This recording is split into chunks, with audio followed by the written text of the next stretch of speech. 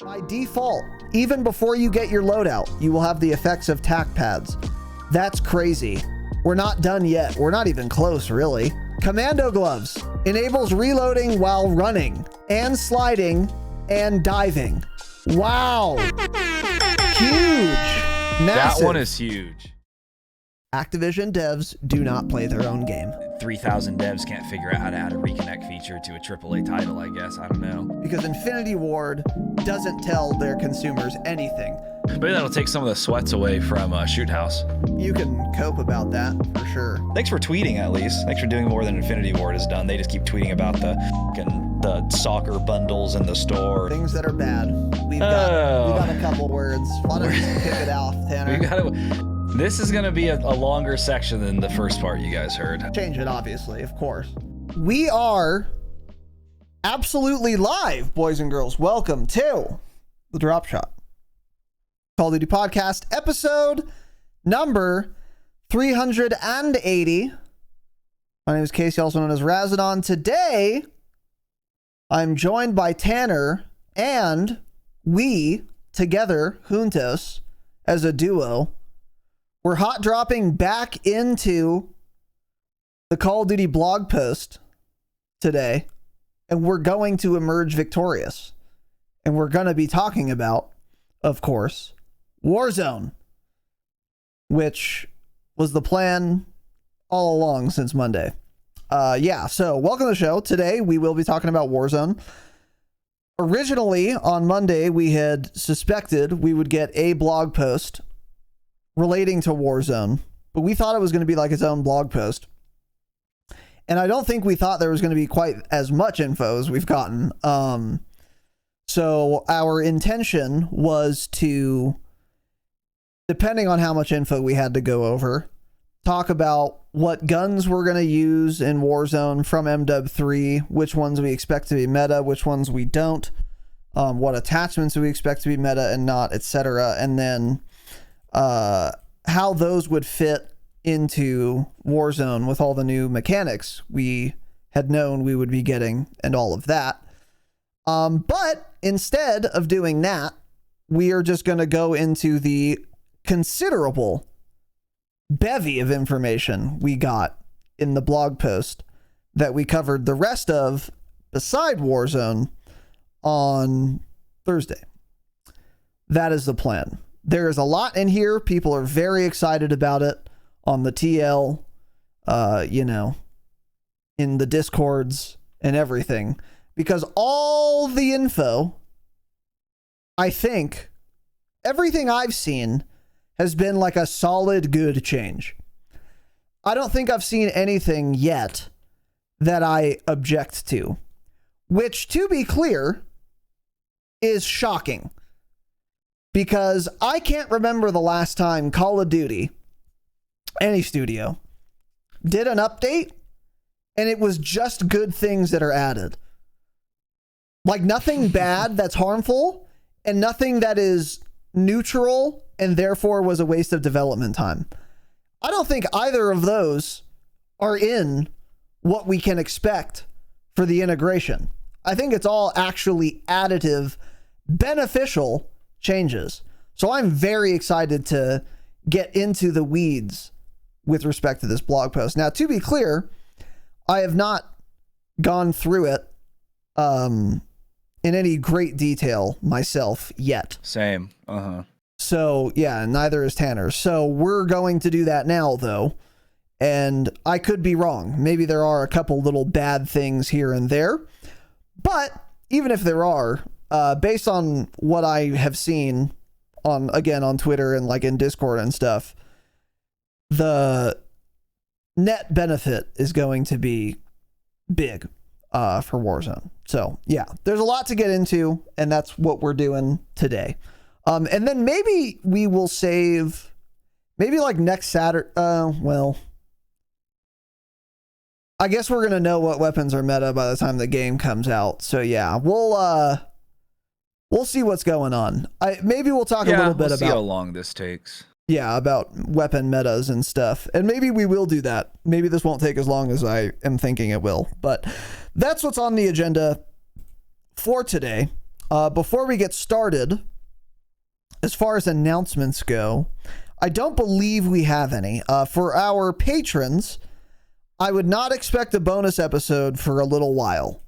Our first bonus episode will very likely surround Warzone, probably be a little Warzone brainstorm, and that episode will be contingent on us having played Warzone enough to do a brainstorm on it, and that will be contingent on Warzone integrating, which hasn't happened yet. So I would say, like, not next week, but the week after.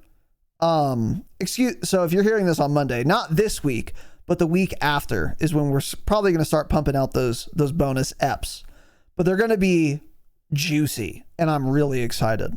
I'm really excited to just play Warzone because, by the way, the one and most important announcement is I have Interstellar, by the way, the Mastery camo for Modern Warfare 3.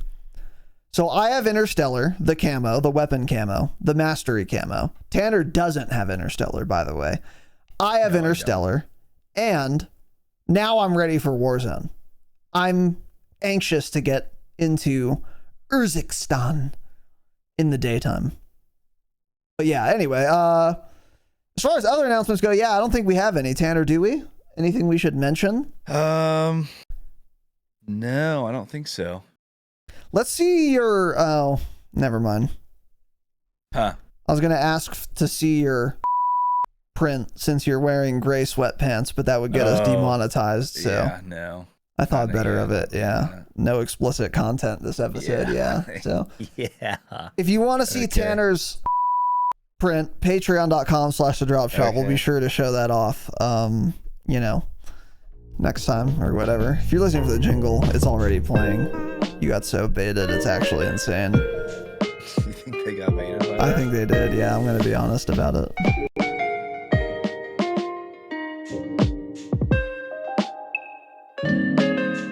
God, I love that little chime. The mid-jingle chime.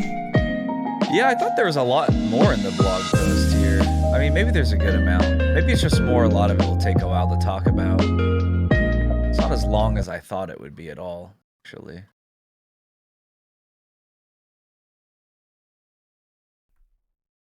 All right, let's get into it. Yeah, so today we're going over, again, the Season 1 blog post that we received earlier this week. There is a considerable section on Warzone specifically that Tanner and I skipped last episode because we wanted to devote our full time and attention to it in its own episode, which is what we're doing now. As Tanner said, or well, what Tanner just said now is that it's a little shorter than he was expecting. I guess we'll see. If that is the case, well, like always, when we're going through this, we're not just going to read the blog post to you. We assume at least some of you can read yourselves.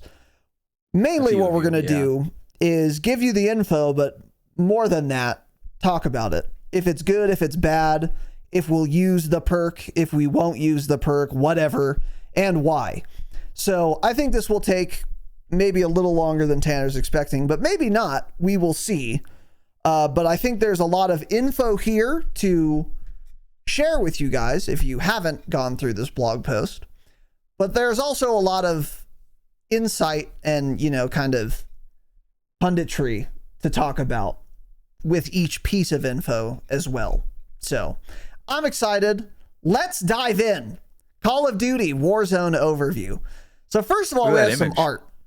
Yeah, we got an image. So a couple things that I never would have noticed, but the super nerds on Twitter did. Number one, we are going back to just Warzone as the branding. We're not doing the Warzone 2.0 bull poop anymore, which is smart. And Warzone 2, although I like that it was called Warzone 2.0 and now it's not once it's good again. So we can just say Warzone 2.0 for every moment that Warzone was named Warzone 2.0. It was miserable, dog poop, and trash. Yeah. So we can, so I am kind of glad that they're at least changing the name. And I guess I'm also glad they didn't go with Warzone 3.0 or 2.5 or whatever. A lot of people have already been calling it Warzone 3 just to kind of differentiate it, I guess. Yeah. So people understand. Which we may or may not end up doing ourselves. Because, yeah, that is a fair point. But number one, I think the best way to describe it is just by the map, right? Yeah, you're probably right. Yeah. Just the Urzikstan era, the Verdansk era, yeah. Moz. The Troll Despair Moz. The Stronghold era. Yeah, I won't even call it Moz. The Stronghold era. AI era, yeah. The bots era, the Burger Bots era, yeah. Anyway, so yeah, number one, the art image for it, yeah, it just says Warzone. They're going back to just Warzone as branding.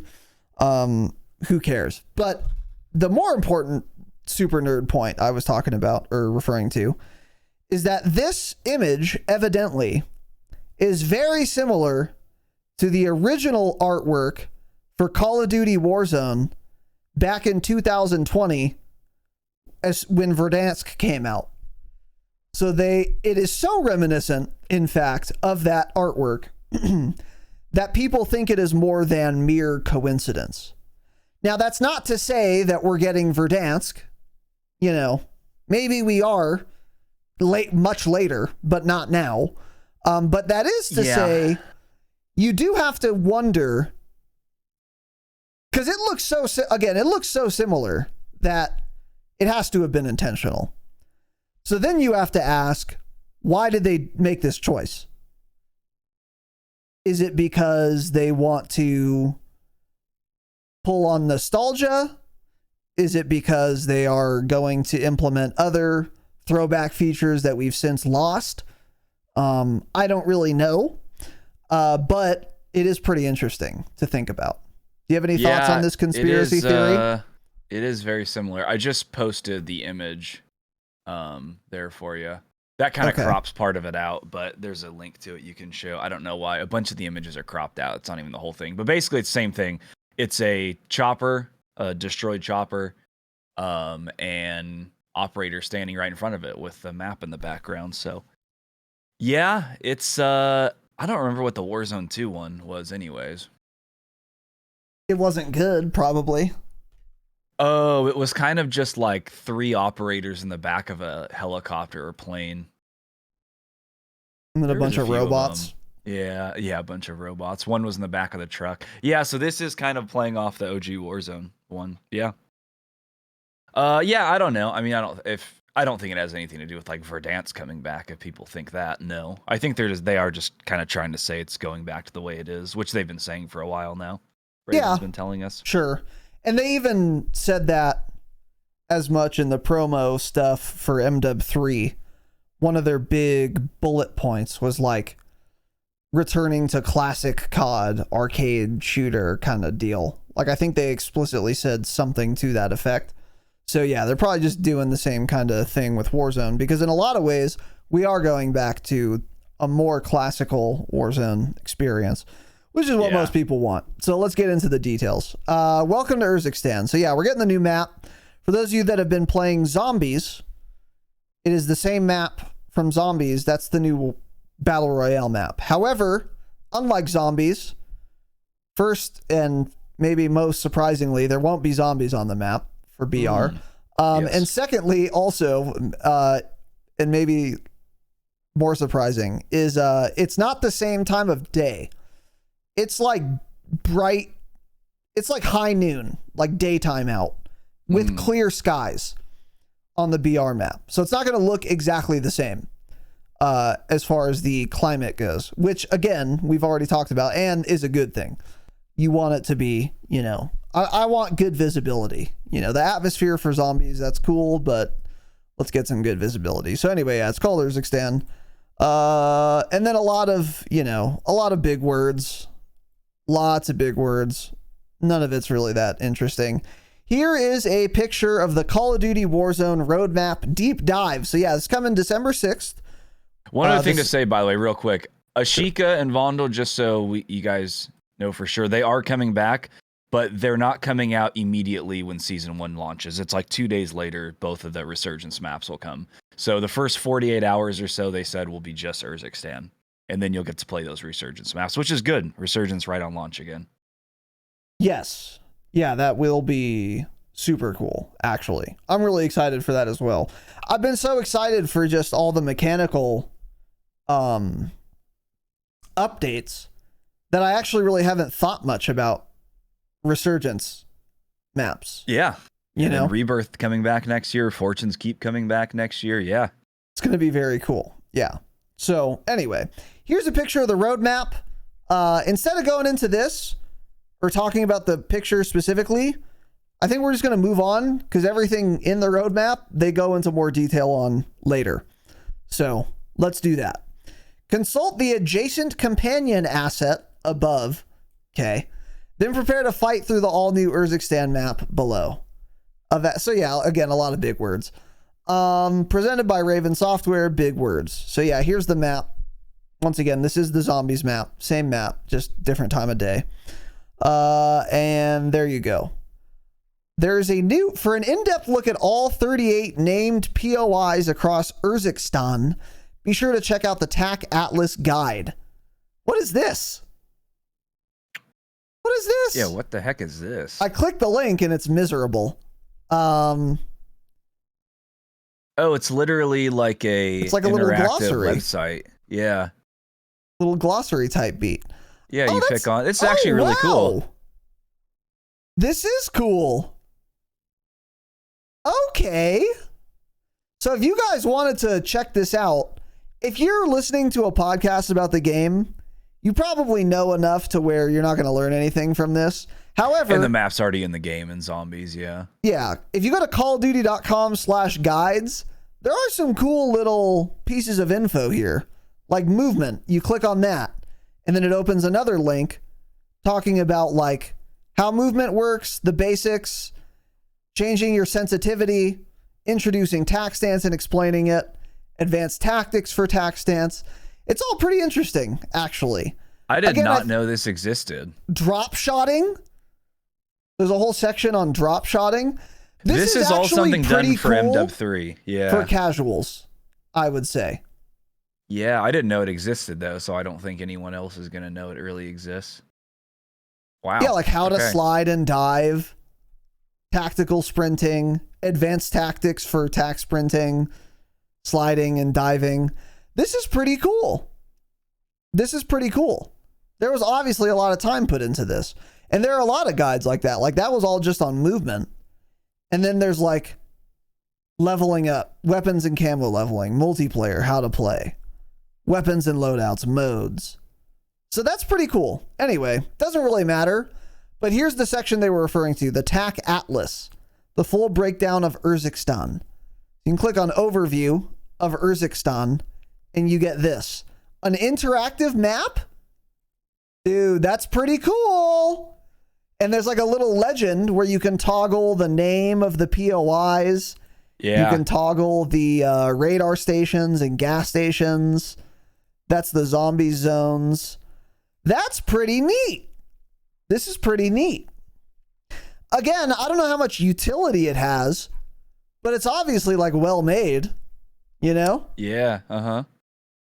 Yeah, this is very cool. And then on the left, it like it shows the POIs and describes them a little bit. And by the way, if you guys are watching the video, you can look at these screenshots. This is what it's going to look like in BR. So here's like Burger Town, for example. Burger Town doesn't look like this in zombies. It's dark outside. There's zombies around. But this is the climate you can expect for all of these POIs in BR. This is a good picture of the comms tower. You can see there are a couple clouds, but not really.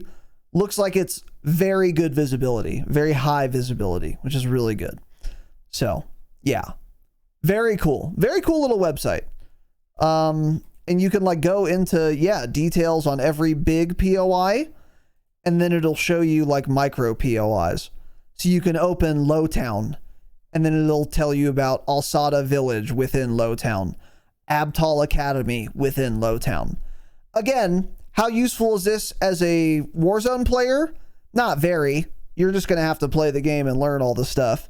But this is a cute little piece of media that I'm a fan of. But yeah. Anyway, there you go. CallOfDuty.com/guides if you want to check that out. So here we go. Urzikstan modes, launch and in season. So here we go. To celebrate the launch of Urzikstan, all modes will be set on the new big map for the first 48 hours of Season 1, including Battle Royale, Resurgence, and Plunder. Plunder on launch too, yeah. So Plunder on launch is cool. BR on launch is to be expected. Big map Resurgence on the launch of Season 1 should be pretty fun too, by the way. And that's a great way to learn the map as well. If you haven't been playing zombies, or maybe even if you have, I would recommend playing Resurgence for these first 48 hours, because then you're going to get a lot more reps on the new map. You can explore a lot more regions of the new map and learn them and learn it really well before like you go play BR or before like ranked maybe even. So it's just a little option. But the last time we had big map Resurgence on Moz, people really, really liked it. And if the game wasn't crashing and stuttering and lagging at the time, I would have really liked it too. But the game didn't perform well because it was an never Infinity ran Ward super title. well, huh? No, it sure didn't. No.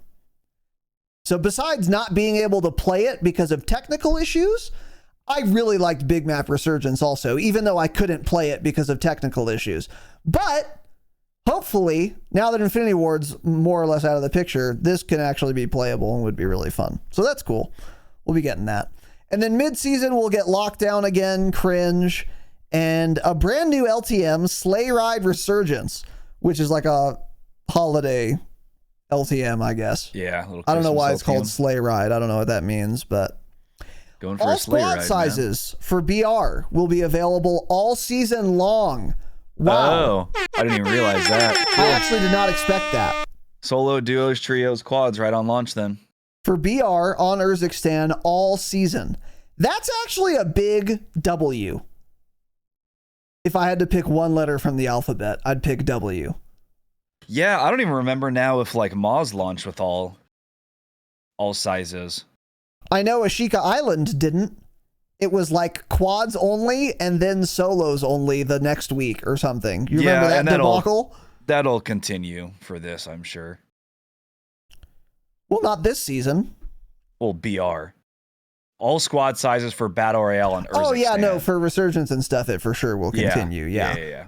But at least for BR, they're having all squad sizes. I don't know why this has not always been precedent, but this is really good. Because that was something last couple seasons of Moz everyone complained about. They're like, how do you not just have solos or duos BR always a playlist? Yeah, like, it's insane. It's insane. Like BR at the like Resurgence, I understand rotating multiple maps too, but like BR, the core mode your game is like founded on, it should be solo, duos, trios, quads always. Yeah, for sure. So that's a good little change there. And it's little things like this, by the way. This is why people like MWIII and how Sledgehammer and Raven have been handling things lately. And it's exactly why they hate Infinity Ward like I have for 5 years now. Because Infinity Ward just doesn't do little things like this, but they add up and it gets really annoying. So anyway, that's cool. Next section, Return to Vondel and Ashika carry forward maps. So yeah, after those first 48 hours in season 1, they will also we'll also have Ashika Island and Vondel as playable maps. So that's interesting. And then updated Ashika gameplay. Still looks miserable and gloomy and ugly. Yeah, the Ashika still looks disgusting, and the castle's still there. So yeah, they didn't remove the castle. That's interesting. They didn't bomb the castle, so yeah. I expected them to bomb it. I would have loved if they had committed that act. Yeah, in the video game, obviously. Shout out to the algorithm. So anyway, yeah, that'll be those two maps will be in after the first 48 hours. Updated gameplay. By the way, where's Fort Resurgence? Yeah, gone Is forever. that not getting added after the first 48 hours? They really just put it in. Everybody hated it, and then they never talked about it again. Yeah, they just swept that. Which is right great. That's what we rug. said. That's what we said they should do. It was so hated, just remove it and just never have it in the game, and they did exactly that. And they ignored it, which is great. Pretend like it never existed. Yeah, this is one case they've scrapped it from the Call of Duty wiki. Everything. There's nothing on the internet that ever proved that Bagra Resurgence existed. Yeah. They've committed some Fort Resurgence erasure, which I am, in this case, a very big fan of. Yeah, for sure. So anyway, updated gameplay, movement mechanics, and more. So yeah, with the start of Season 1, Warzone will be updated to include many of the new movement and other mechanics present in MW3, along with new innovations specific to Warzone. So a lot of this we already knew, that we're getting the movement updates and stuff, but there's also a lot of new info in here. So I'm going to kind of skim and see what we can glean. So yeah, we're going to get slide canceling, we're going to get tack stance, okay, ADS while sliding, running while reloading, a slight movement boost when using stim, the tactical, and additional changes that will be detailed in the upcoming patch notes. Okay, so they're going to go into more detail on all this, so we won't stop yet. Gameplay updates at launch. Expect the following improvements and updates from Raven at launch. I like how they specifically said from Raven. And for all of Theodore Timothy Timmons' faults, for all of his faults. Oh, this is a list of things. Oh my God. One thing he does is change the game a lot and talk about it a lot and explain why he did it a lot. So maybe not all the changes he made for Caldera were super great, but he talked about them a lot and he explained why he did them a lot. And now we're getting that type of community feedback from Raven. So shout out to Ted Timmons. The thing is, they really do it all based on feedback, though. The thing is, for us, is we just usually disagree what the average COD player wants in the game, I think is what it is. So it's like, they do a great job with feedback. Everyone loved the stuff they put into Caldera. We didn't, but they really, truly do base it all off of feedback. And there's stuff we'll get into here going forward that multiple times they've changed stuff from COD Next to now based on feedback from COD Next. So yeah, they really do change things based on what a lot of people want. So that's good. Ted Timmons, the head of Raven, as far as the player is concerned, the head of Raven, as they say. I don't know if he's the CEO, but he's like the lead head dev, he's I the think. Creative director. And that's what I said. Okay. For all of his faults, he does want to like make the game fun for everyone. Like that's his goal. He's been doing all of his tweets lately, dude, where it's like, can't wait for you guys to get your hands I love on this. him, dude. They're He's all so back. cute.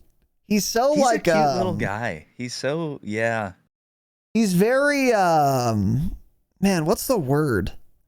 He's like, he's very enthusiastic, positive about his job and stuff. And he does, he listens to community feedback and stuff, and he'll explain why he does things, which is cool. He tweeted yesterday an image of an inhaler, and it says hopium on the inhaler. So stupid. He's just he a little making goofball, sure we're man. stocked up and ready for next week. He is goofy. That's the word for it. He's a little goofball. Mm-hmm. But you know what? I love him for it, even if I didn't like redeploy tokens. But anyway, let's go back to the blog post. Sorry. So expect the following improvements and updates from Raven at launch of Season 1. Backup pistol. Always have a dedicated pistol when swimming or climbing ladders or ledge hanging, no matter your loadout. Remove ledge hanging, but okay, yeah. Remove ledge hanging, but this is interesting, and I think we did already know this. But yeah, a lot of these things on this list we already knew. Yeah, one of the big problems Tanner and I have had with Warzone 2.0 is swimming existing. Bad decision. They haven't removed water, unfortunately, but again, one of the problems was people would like play Vondel and they would pick a loadout that has full auto pistols. And if you didn't have a pistol on Vondel and you were in the water, you simply just couldn't shoot your gun.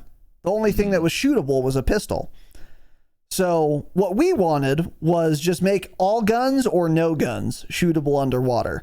They didn't do that. It's still only pistols that can be shot underwater, to my knowledge. But at least everyone will have a pistol of some kind, even if it's not chosen in your loadout. Yeah. So that's like a good... This is not the best thing they could have done to remedy that problem, but it's better than nothing. So... Do you think this will make people run less pistols because they know water exists, knowing that they'll get a backup pistol either way. Maybe they'll kind of solve that issue, especially on like Vondel, for example. That's a good question. So maybe because everyone knows they're always going to have a backup pistol, they're way less likely to build some full auto. I mean, unless it's like broken, of course, like we had in Warzone 2 when we had the X13s were broken for a good while. Yes. Like that. Like obviously, if that's the case, people are still going to build those no matter what. But yeah, I feel like people will be less likely to build guns like that now, which is good. I agree. Then it's just going to be like base pistol underwater versus base pistol underwater. Yes, exactly. I think this will persuade some people who would otherwise run a pistol because they want to be otters, meaning they want to swim in the water and shoot at me, to not do that. It will persuade some of them, but not all of them. However, the fact that everyone will be getting overkill, meaning you don't have to sacrifice a perk to run 2 primaries or an AR and SMG, I think that will take another big chunk out of the otter player base, where people would choose a pistol, but since they can now get overkill without the perk, they're going to also become, again, less likely to run pistols. So I think these two things, it will result in way fewer otters, I think, actually. Yeah. Meaning people picking a loadout explicitly with a good pistol for use underwater. Yeah. I think those two things, and we'll get into the overkill thing later, are going to contribute to a way better aquatic experience. Although, again, remove water from not only battle royales, but first-person shooter games. Let's from Earth. Maybe. Yeah, let's keep warming the globe until it all evaporates. That's what I say. But anyway, improved water combat is the next bullet point in this blog post. Alongside the dedicated pistol, improvements have been made to water visibility, such that it is now easier to see targets both when in and out of the water. That was another big problem we had. That I will believe when I see it. That's exactly what I was going to say. I'll believe it when I see it. We'll for sure see. And also, can my bullets penetrate the water now? Because they couldn't before. So that would be nice too. Because if I can see someone underwater while they're but I still can't shoot them, that's not going to be super helpful to me. So still a step in the right direction and a good idea. But we'll see. Manual gas mask. You can now manually choose, which should read, you can once again manually choose when to equip the gas mask. When looking at a mask on the ground, players are presented with 2 options, equip or stow. Equipping will do the animation and put it on your face. Stowing will put it in the backpack for players to manually equip at a later time. As a result, the animation will no longer interrupt gameplay, and importantly, players will only hear the heavy breathing sound effect while in the gas. So again, this is better than what we have now, but let's stop with all of the gas mask animations. And that's what everyone's saying on Twitter, and that's what we've been saying. There is no reason for it to even have an animation. Like, I get it. They're trying to keep it in line with, like, they want to have some sort of mechanic so it's not just instant on and off. I get it. But nobody wants that more than just instant on and off. I don't think a person exists that wants to go through that animation at all. Like, obviously, having it manually put on and off, that pretty much solves the issue almost entirely. Because you just put it on when you want, take it off when you want, don't have to worry about it. They had this in Warzone 1 during Caldera. There's no animation. Raven confirmed that. Really? I never saw that. The only thing I saw them say, which they tweeted about, was since COD Next, the gas mask has been moved to the front of the loadout list. So equipping it is just a D-pad press and then unequip. Yeah, Jake's COD just Next, wrong. It was all screwed they literally say equipping the gas mask will begin the animation. He thought we were talking about something else. Yeah. So there is still an animation. Never mind. Yeah. Yeah. He was talking about contracts. Okay. Yeah. But yeah, so at COD Next, they were a total disaster, but they've confirmed they have fixed how they work. So the only thing is it takes up a slot in your backpack where like extra ammo or like only plates if would you go? stow it. If you equip it on your face it moves to a dedicated face slot that nothing else can go in.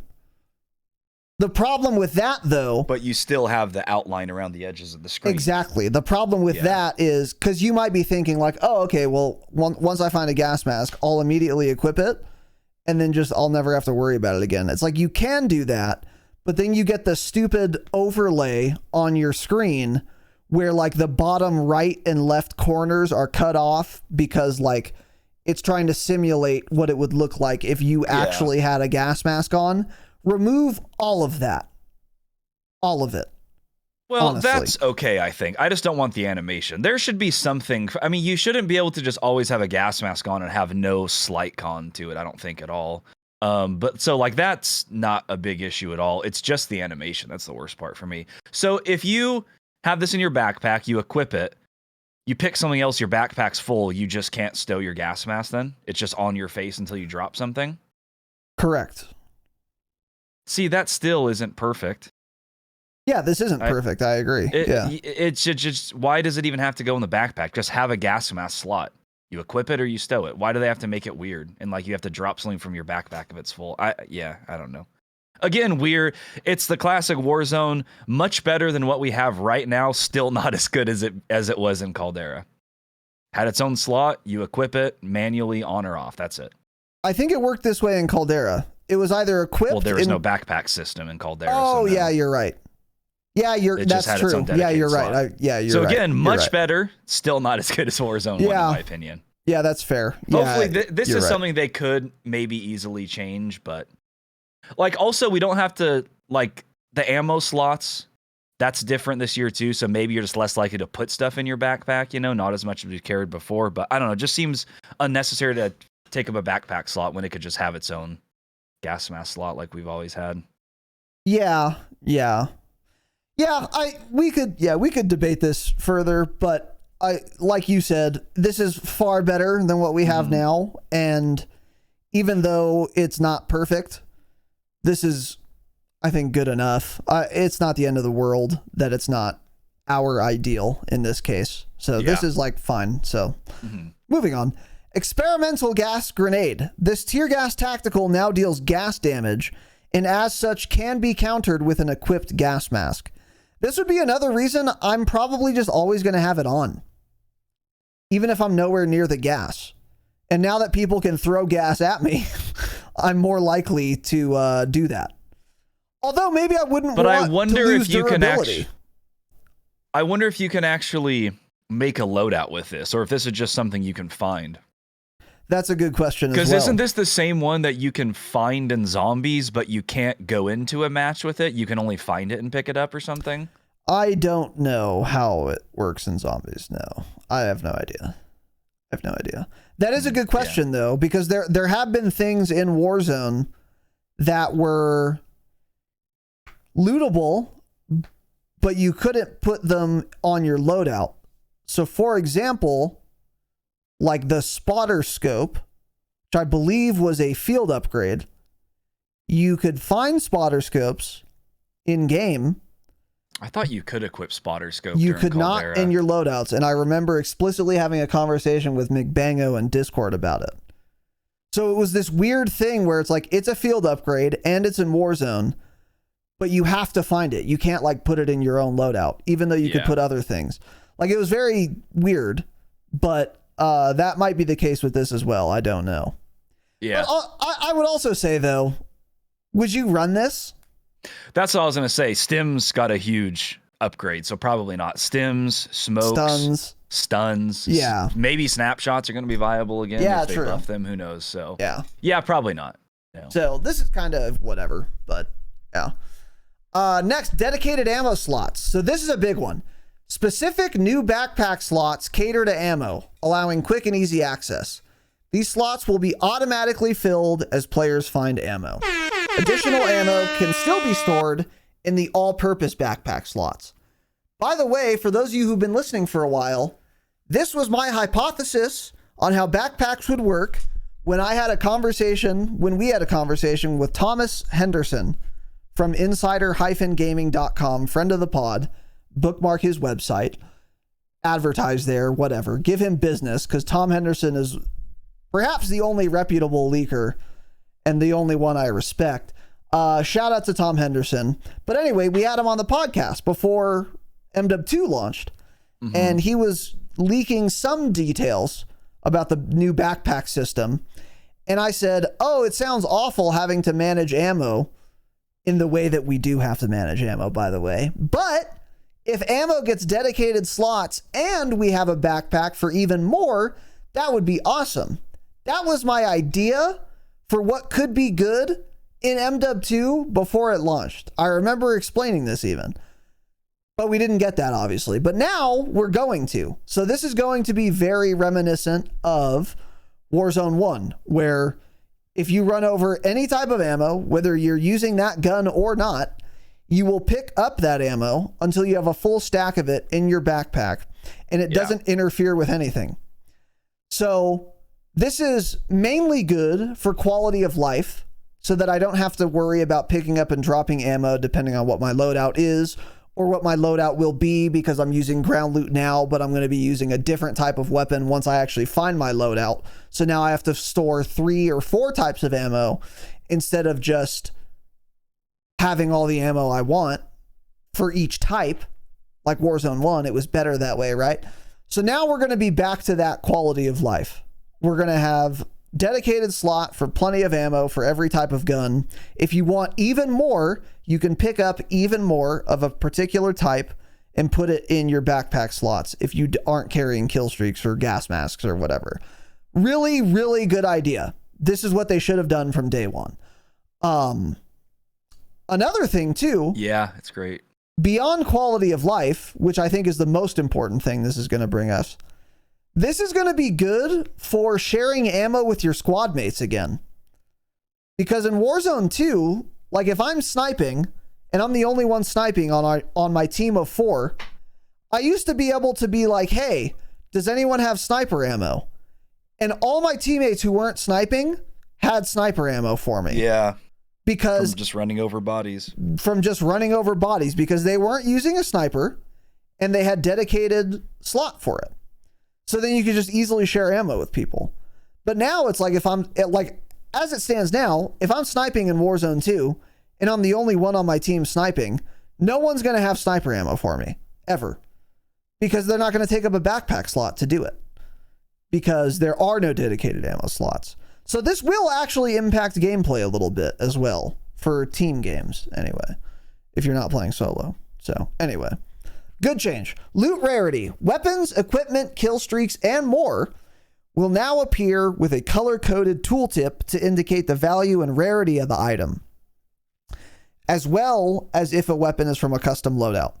So once again, this is something we had prior to Warzone 2, where there was like the gray color-coded ground loot gun, which means it had no attachments. The green color ground loot gun, meaning it had 1. Blue is 2 or 3. Purple was 3 or 4. And then orange was 5. That was like the legendary ground loot weapons.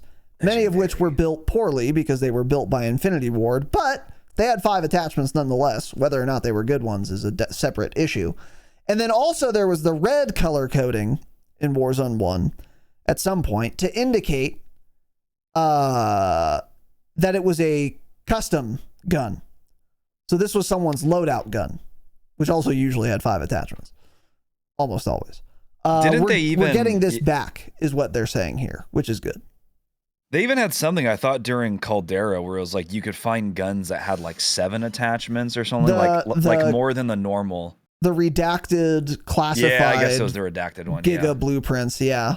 Mm-hmm. That had like 7 attachments. Yeah, they had that too. Yeah. Yeah, so just so we're clear, yes, the way the ammo works is it will auto pick up every type of ammo you run over and automatically fill up the dedicated slots. If you want extra ammo, if you pick up a 30 stack of AR, you continue to run over AR, it will fill up that 1 stack in your backpack till it's full. Correct. If you want SMG ammo too, you pick up 1 stack, it'll fill up that 1 stack as well. So it won't put any ammo, or it's not supposed to put any ammo into your open backpack slots at all until you start a stack. Yes, and then it should auto pick up until that stack is full. Yeah. Wonder if this will work correctly on launch, because it still doesn't work correctly in Warzone 2 I with strongly doubt Infinity it. Ward.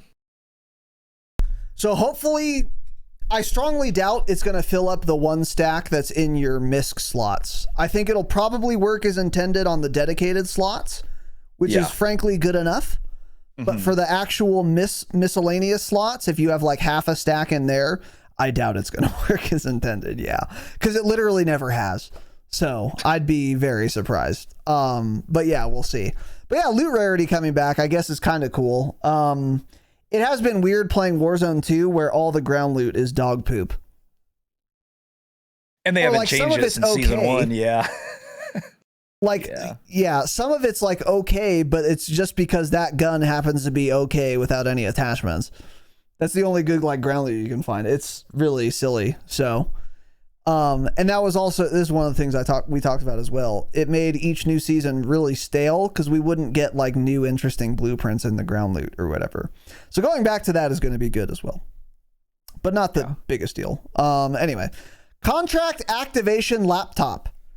Players will now activate contracts by interacting with larger, more easily identifiable laptops found throughout the map.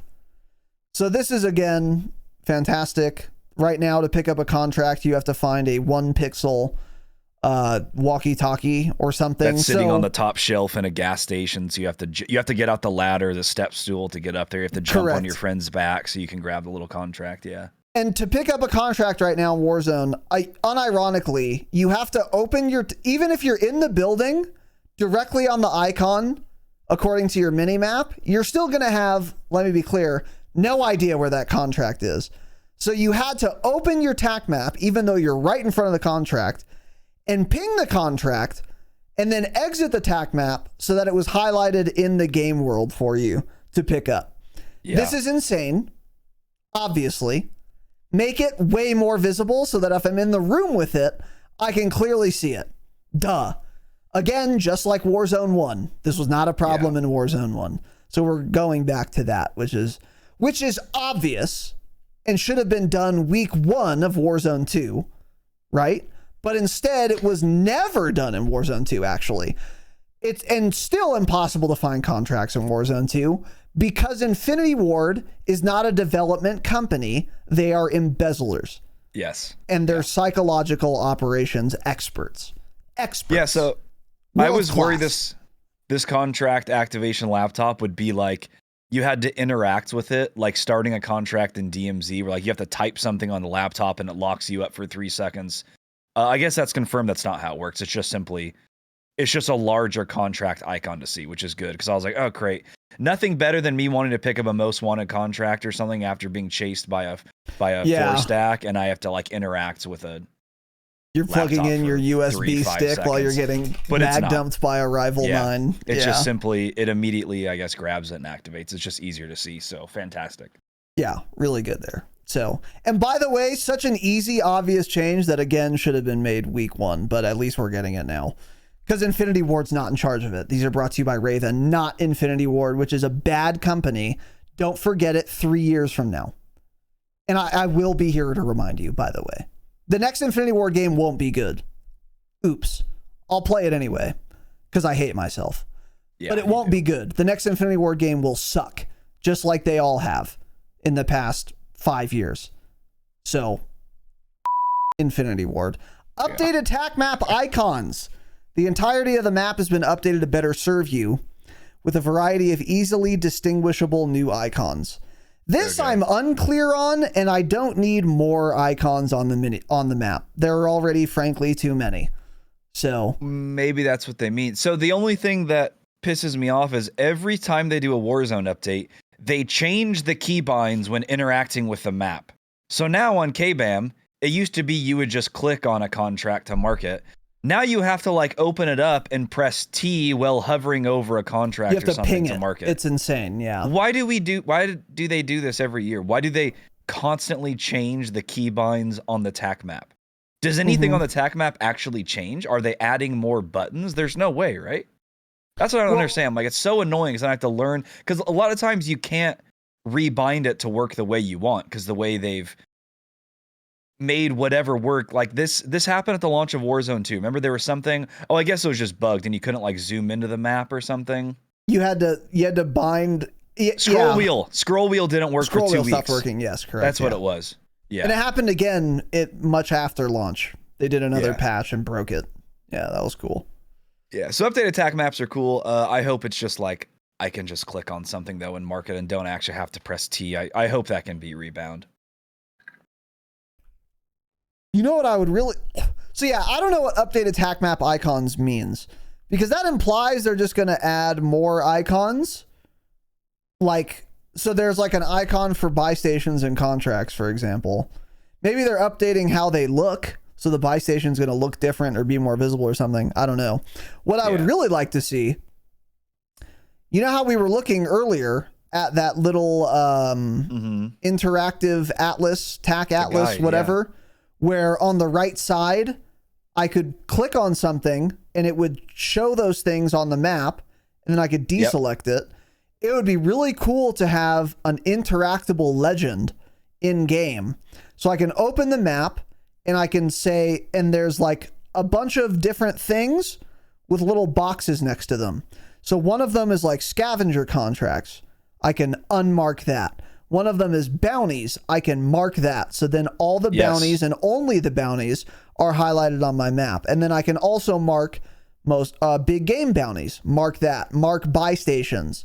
And then like unmark, you know, most wanted.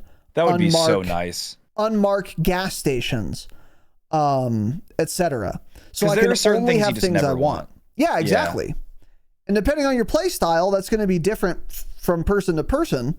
But that would be super cool and helpful. And I wonder if that is something we can maybe hope for. I feel like they would have said that if that's the case, like almost like a personalized TAC map, but they didn't. So I agree. I don't think we would see that at launch. I think it's possible they add it later, maybe, but I don't know. But anyway, something for the wish list there. Something to put on my Santa's list. And I've been a good boy. Man. You haven't. Because Infinity Ward gave me just coal. It just shoveled coal into my mouth every day for a year. I deserve something nice in my stocking rather than coal. Thanks, Infinity Ward. Classic red dots. The classic minimap will feature within Warzone. Firing unsuppressed weapons causes operators to momentarily appear as a red dot on the minimap. So this is also good. And I think it's important to make a note of this. If you fire a gun in Warzone, I am fairly confident if someone 2 kilometers away has their whole TAC map open, you will not appear on the TAC map. You will only appear within a mini-map radius on other people's mini-maps, which I think is a good balance to have. You shouldn't show up on everyone's map if you fire an unsuppressed gun, but you should show up on people's mini-maps if you're within their mini-map range, which I think is perfect, which is what I suspect this means. Although I'm not sure. I don't understand what you're saying. So imagine you're downtown. You can open your map and see somebody firing an unsuppressed weapon on the other side of the map. Is that what you mean? I'm saying you won't be able to do that probably. No, I don't think so. Yeah, it's just on your mini map in your area, I'm sure. Yeah, which would be good. Which would be how I think it should work. So anyway. Next, improved loot spreading. This is big. Players will now notice that the loot distribution and spread when opening a supply box or killing an enemy has received improvements to minimize loot overlap and facilitate identification. So once again, something we got in Warzone 1 that we lost with Warzone 2 is that when I kill someone, the loot would drop like in a circle around them. That's what they mean here. So this would be really good if it works as intended. This is something people ask Infinity Ward for. We asked them for this from the launch of Warzone 2, and they simply never did. Correct. This was such an easy change they could have made through the year, and they did not. Yeah. So I'm glad we're finally getting it. We expected this numerous times in Warzone 2. There were a bunch of times where we're like, oh, this is probably coming next season. Never came. Yeah. The most basic change. They've done it before. Never came. Yep. if somebody died in a stairwell in Vondel, good luck picking up the item you want. It's all stacked on top of each other. You couldn't get what you want. And as you're trying to grab it, somebody runs up below you with a shotgun and you're dead. So yeah, correct. Thanks, IDub. Yeah, shout out to Infinity Ward. So anyway, and then last little point here, quality of life carry forward. All existing quality of life improvements that have been made this year will carry forward. What improvements are those? It's funny they have to say that, since from Warzone to Warzone 2, none of those carried forward like they True. wanted.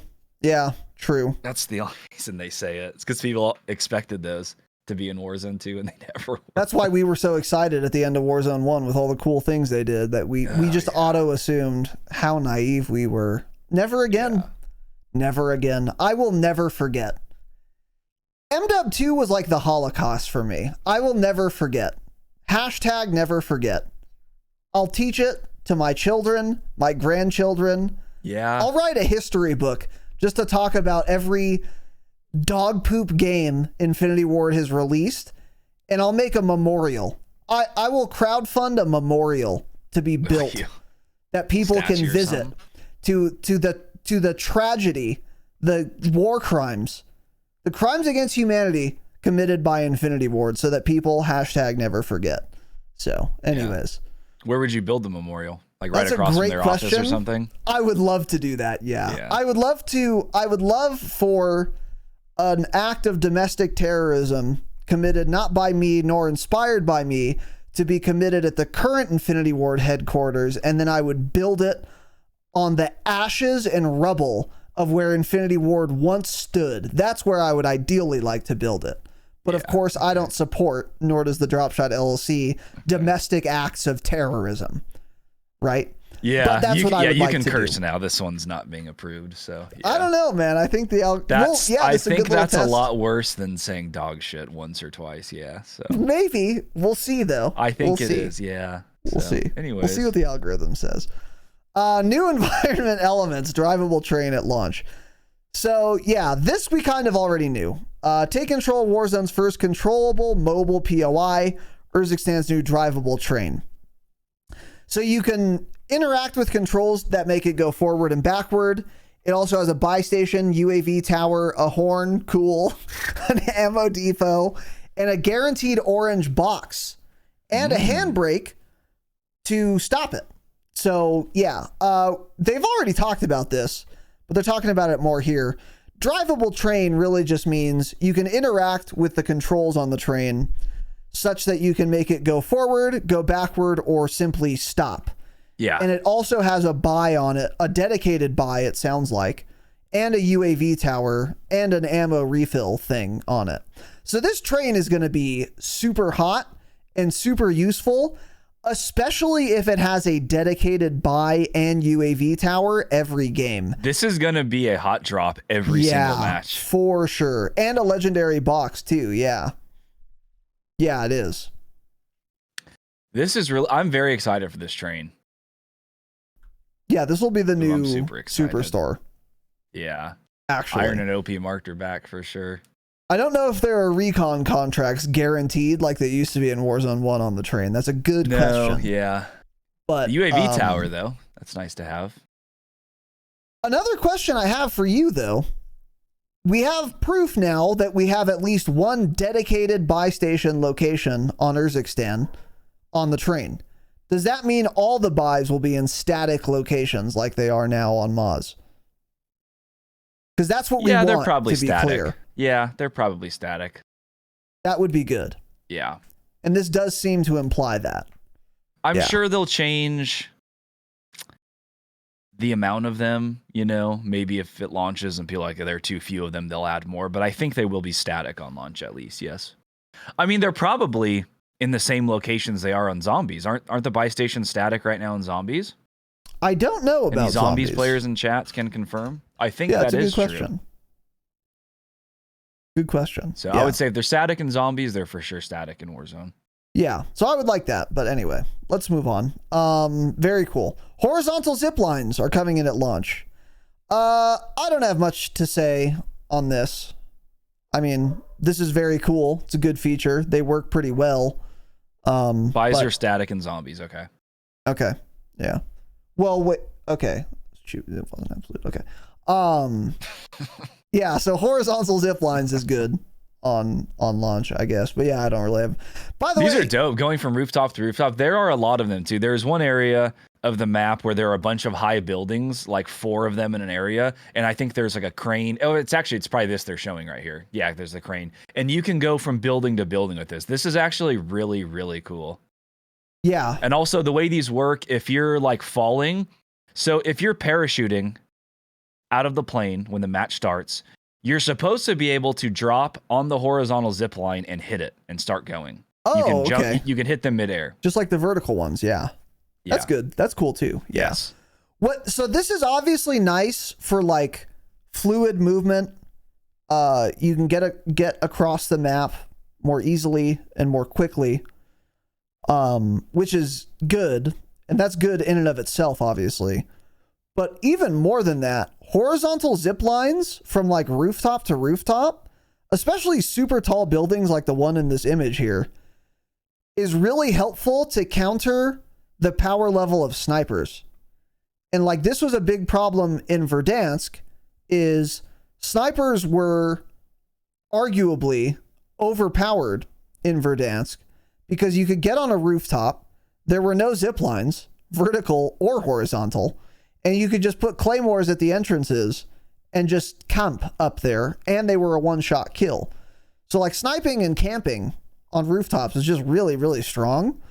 And horizontal zip lines will help to make camping less effective. And you're going to have to really be aware and cognizant of your surroundings if you are like sniping from a rooftop now, in a way that you didn't have to be before, which is good. So this will also be good for that reason, I think. And I think that's going to happen often as well. Like there's a team on that roof. Let's go up the vertical ascender to the rooftop of the building adjacent to them, and then horizontal zip across to them. So that way I can see if they start aiming at me, and then I can just bail if I see scope Clint. Because like that's enough. Like you might be thinking, oh, but Raz, there are already vertical zip lines now, and you can just zip up to their rooftop.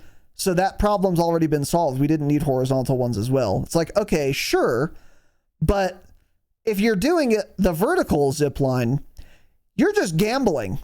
Okay, hope no one's watching this, because if they are, I will die. I'm definitely going to die, and I won't see them until I'm right next to them. But a horizontal one, you have clear vision of their rooftop the entire time. So you'll know if they're camping you or not, and then you can just bail. So it makes countering people trying to like zone you or just kill you from a rooftop way less effective, but that's a good thing, I would say. So this is nice. I'm very excited to see how this plays. By the way, go ahead. Somebody's asking in chat if you can ADS on them. I'm almost positive the guns I've tried in ground war, at least, you cannot ADS on a horizontal zip line, because I tried that. But I think if I was playing ground war, I was probably using a sniper. So maybe it's class dependent. Like maybe you can't look down a sniper scope, but maybe you can ADS with a pistol. I'm not sure, but I'm going to guess they're all hip fire probably, which is unfortunate. I also think you should be able to ADS, maybe just make the aim sway really bad or something. But I do think you should be able to ADS. I mean, it even looks here he's ADSing, so maybe you can. You know what would be cool is if you know how when you're sliding and you ADS, you instead go into tack stance? Uh-huh. Wouldn't it be cool if you're on a horizontal zip line, you can't full ADS, but you can at least tack stance ADS so that your spread is better than just hip fire, but still not good? Mm-hmm. That would be neat. I mean, this image, he's definitely ADSing, right?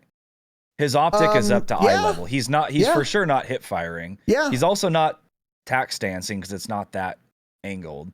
So maybe that's going to come in. It is fairly canted, actually. Yeah, but they super cant it in multiplayer. I mean, that thing's like more horizontal than vertical. This is. I'm not saying I expect it to be tack stance, to be clear. I'm saying that would be cool. But Yeah. I think you're correct. You will be able to hip fire, which is better than nothing, but I don't think you're going to be able to AD. It's very inaccurate. It's almost unusable. Yeah. Yeah. One question I have though on this image, why is my man's barrel on fire? Yeah, it must just be a blueprint. Probably a battle pass blueprint or something for that gun. I think is that the Tacky Eradicator? I think it is. So it's probably some sort of bundle for it that'll be in season 1. Battle Interesting. pass or just regular bundle. No, I don't think they're adding Tarkov overheating. They won't do that till the next Infinity Ward game. Yeah, that'll be in the next, except it'll work even worse than in Tarkov. It'll be a Tarkov ripoff that has none of the good parts of Tarkov, only the bad parts. So there will be no audio. There will be cheaters and hackers and campers. There will be weapon malfunctions, but there won't be extracting or an out of game economy. Yeah. So shout out to DMZ. Shocker, they discontinued that, by the way. But it really does look like Tarkov, like barrel overheating here. That's weird. But anyway, yeah. I agree. I don't think we need to look too much. Beautiful lighting. I can't stress enough how good the lighting is looking on the map. Yeah, the look lighting, at that the visibility, man. Looks solid. Like if there's a guy, for those of you watching, if you can see my mouse, if there's a guy on this rooftop and you like know he's there, you would see him. Yeah. Like you'd see him there, which you can't say for every map we've ever had in Warzone. So yeah, great visibility. But anyway, new vehicle, the Coyote at launch. It's a lightly armored new off-road vehicle, open air and agile desert vehicle. I super don't care. It's a new, oh wait. Are we, okay, never mind. I take it back. So we got something bad added to Warzone. This is a dune buggy with a belt-fed, fully automatic 50 caliber machine gun mounted on the back of it. Cool. Super don't need that. We need to stop putting weapons on vehicles in BR. Please. Please. I'm begging you. But we're not. We're adding them instead. So to be clear, they do specify it is open air. And if someone is in that turret and I'm looking at them, super easy kill. Yes. But also pretty cheesable, especially in solos. If I can just seat swap to that, I'm going to dunk. I'm not going to, but Pieman's going to dunk on a lot of people doing that. He's going to roll up on you in his Coyote, and then he's going to seat swap to the belt-fed, fully automatic 50 caliber machine gun on the back of it, and then just rip you. And that's not going to be fun or exciting. So it's going to be easy to take people off of it, but it doesn't add anything to the game.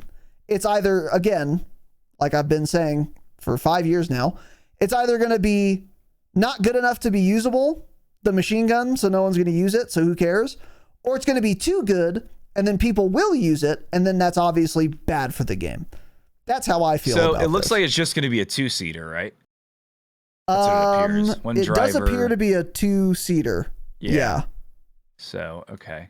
I mean, more than anything, this will probably be a fast vehicle just to use and traverse. Like if it's the option between this and a Bertha or a Jeep, like I'm taking this not because I care about the mounted machine gun, but it's probably going to handle the best and it's going to be very, very fast. It'll probably be like as quick as an ATV or something basically, but just you'll be able to control it a lot easier and you have a little bit more cover. So yeah, I'm not that worried about the machine gun, honestly, because there's no cover for you really. Yeah, you'll get ripped off of that in like quads for sure. I think, to be clear, me personally, this vehicle, that gun won't really affect me. You're right. But if you're a solos player, this will actually be super toxic if it's in solos. Yeah. People will be driving this around, seat swapping it, especially well, like they already you said, have the LTV with the mounted machine gun, which is more armored. So if that's in the game, that's still going to be the meta. Yeah. They already have that right now. Yeah. But like this is even faster and more mobile, like you were saying. So this would be like Pieman's vehicle of choice. Like actually, I'm not kidding. That's exactly how he plays. Get in a fast vehicle, drive around, seat swap, snipe people. But instead, if I can seat swap to a fully automatic belt-fed 50 caliber machine gun that has infinite ammo, I'll just use that instead. That's what Pieman's going to do. And that's what a lot of solos players will do if this is in. So I think this could be a menace for solo players, but I don't know. Yeah, whatever. Not the end of the world, though. Returning contract, new public event, and updated stronghold. So the big game bounty contract is coming back. So yeah, you pick up this contract. It's like a bounty, except it puts it on the player with the most elims in the match. And if you kill them, you will once again earn an advanced UAV. Very solid. Happy to see that return. So it's when you complete the contract, an advanced UAV is immediately popped, right? It's auto popped for you. That's how it worked in the past. Finally, a reason to do contracts. Yeah, true. I wonder if we're going to have contract bonuses, because contract bonuses are still... They never added bonuses in Warzone 2, did they? Correct. Well, yeah. I've never done more than one contract in a game. Yeah, so I have hardly done one contract ever in Warzone 2. Yeah, I'm pretty sure they don't stack though, or they don't. Yeah, I wonder. Good question. Not the biggest deal either way, but that is a good question. Yeah, big game bounty contracts are very fun. But yeah, this is really good. This is really good. And I'm very excited about that. Flyby public event. A new public event arrives in Urzikstan where there is a chance that multiple drones will fly in to drop additional buys into the war zone. So to be clear, we've already seen this. I've seen this on Vondel. Remember? Like late game, like randomly that's little in the game now. quadcopters. That I think happens every match though. Yeah, this is like a public event that'll happen like second or third circle. But yeah, it drops what 2 or 3 buys late game, the like final, like buys, fifth circle or something. I think it's in. Yeah, pretty late. Yeah, I like this. This is a cool public event. I do too, and I believe it's 6 is what I saw. Okay, and it'll drop 6 buy stations because a randomly placed portable buy isn't gonna be like overpowered, but it's also like pretty strong and worth fighting over. Might encourage people to move more. I like this as a public event. I think this is a good feature to have. Yeah, this is cool. And you can also shoot down the drones so you can change where the buy drops depending on its trajectory. That's also kind of cool. Cool little feature. Updated strongholds. In order to make each match unique, strongholds have now been moved to the public event system where there is a percentage chance of them becoming accessible to infiltrate during an infill. As a result of this change, players may also encounter cash drops during infill. And may also find black site keys and ground loot, allowing you the opportunity to open a black site in any match. Okay. This I don't love. I would prefer they get rid of the black site system entirely because I think it is too strong of a reward for doing PvE. I shouldn't get the insane black site bonuses I get now for fighting bots in the middle of a BR game, frankly. And that is like the strat that a lot of really good players will do, is they will do a black site if they find a key or whatever, and then they'll hold that advanced UAV in their pocket until late game, and then they basically automatically win because they have an advanced UAV popped. And the reason they got the advanced UAV was because they luckily found a random black site key, and then they did the black site, which for very high skilled players is free, and then they get a free advanced UAV. And it's kind of like a golden ticket in the highest levels of gameplay. I think it's pretty cringe. This is also, you just find black site keys and ground loot. In MWIII, it was you had to do a stronghold to get a black site key, and then you had to go to that black site. So this is like you can randomly find one. Yeah. So I'm not really sure why these are even still in the game, but okay, whatever. I would like to see exactly how it works, because it is possible they change how the black site is done and the rewards for it as well. So like if they took advanced UAVs out of the loot pool for a black site, well, I have way less of an issue now. But then it's like, is it even worth doing if not? So it's like, I don't really know. I need to see how exactly this performs to ultimately say what I think. but I don't think it can be good. I'd rather we just stop with the strongholds and black sites, frankly. Yeah, I agree. So, still, this is at least no worse than what we have now. No. So, that's something. Today's episode is brought to you by us. This is our own ad, Get Scammed. If you've been thinking of joining the Patreon, as we've been saying, and it is still true, now is the best time, especially with the Warzone integration coming up. If you join at the gold tier for just $5 a month, you get early access and ad-free public episodes. You get 3 COD-related bonus episodes every month, and a bonus and access to every bonus episode we've ever done in the past as well. So for example, our last bonus episode was part 2 of our MWIII multiplayer brainstorm.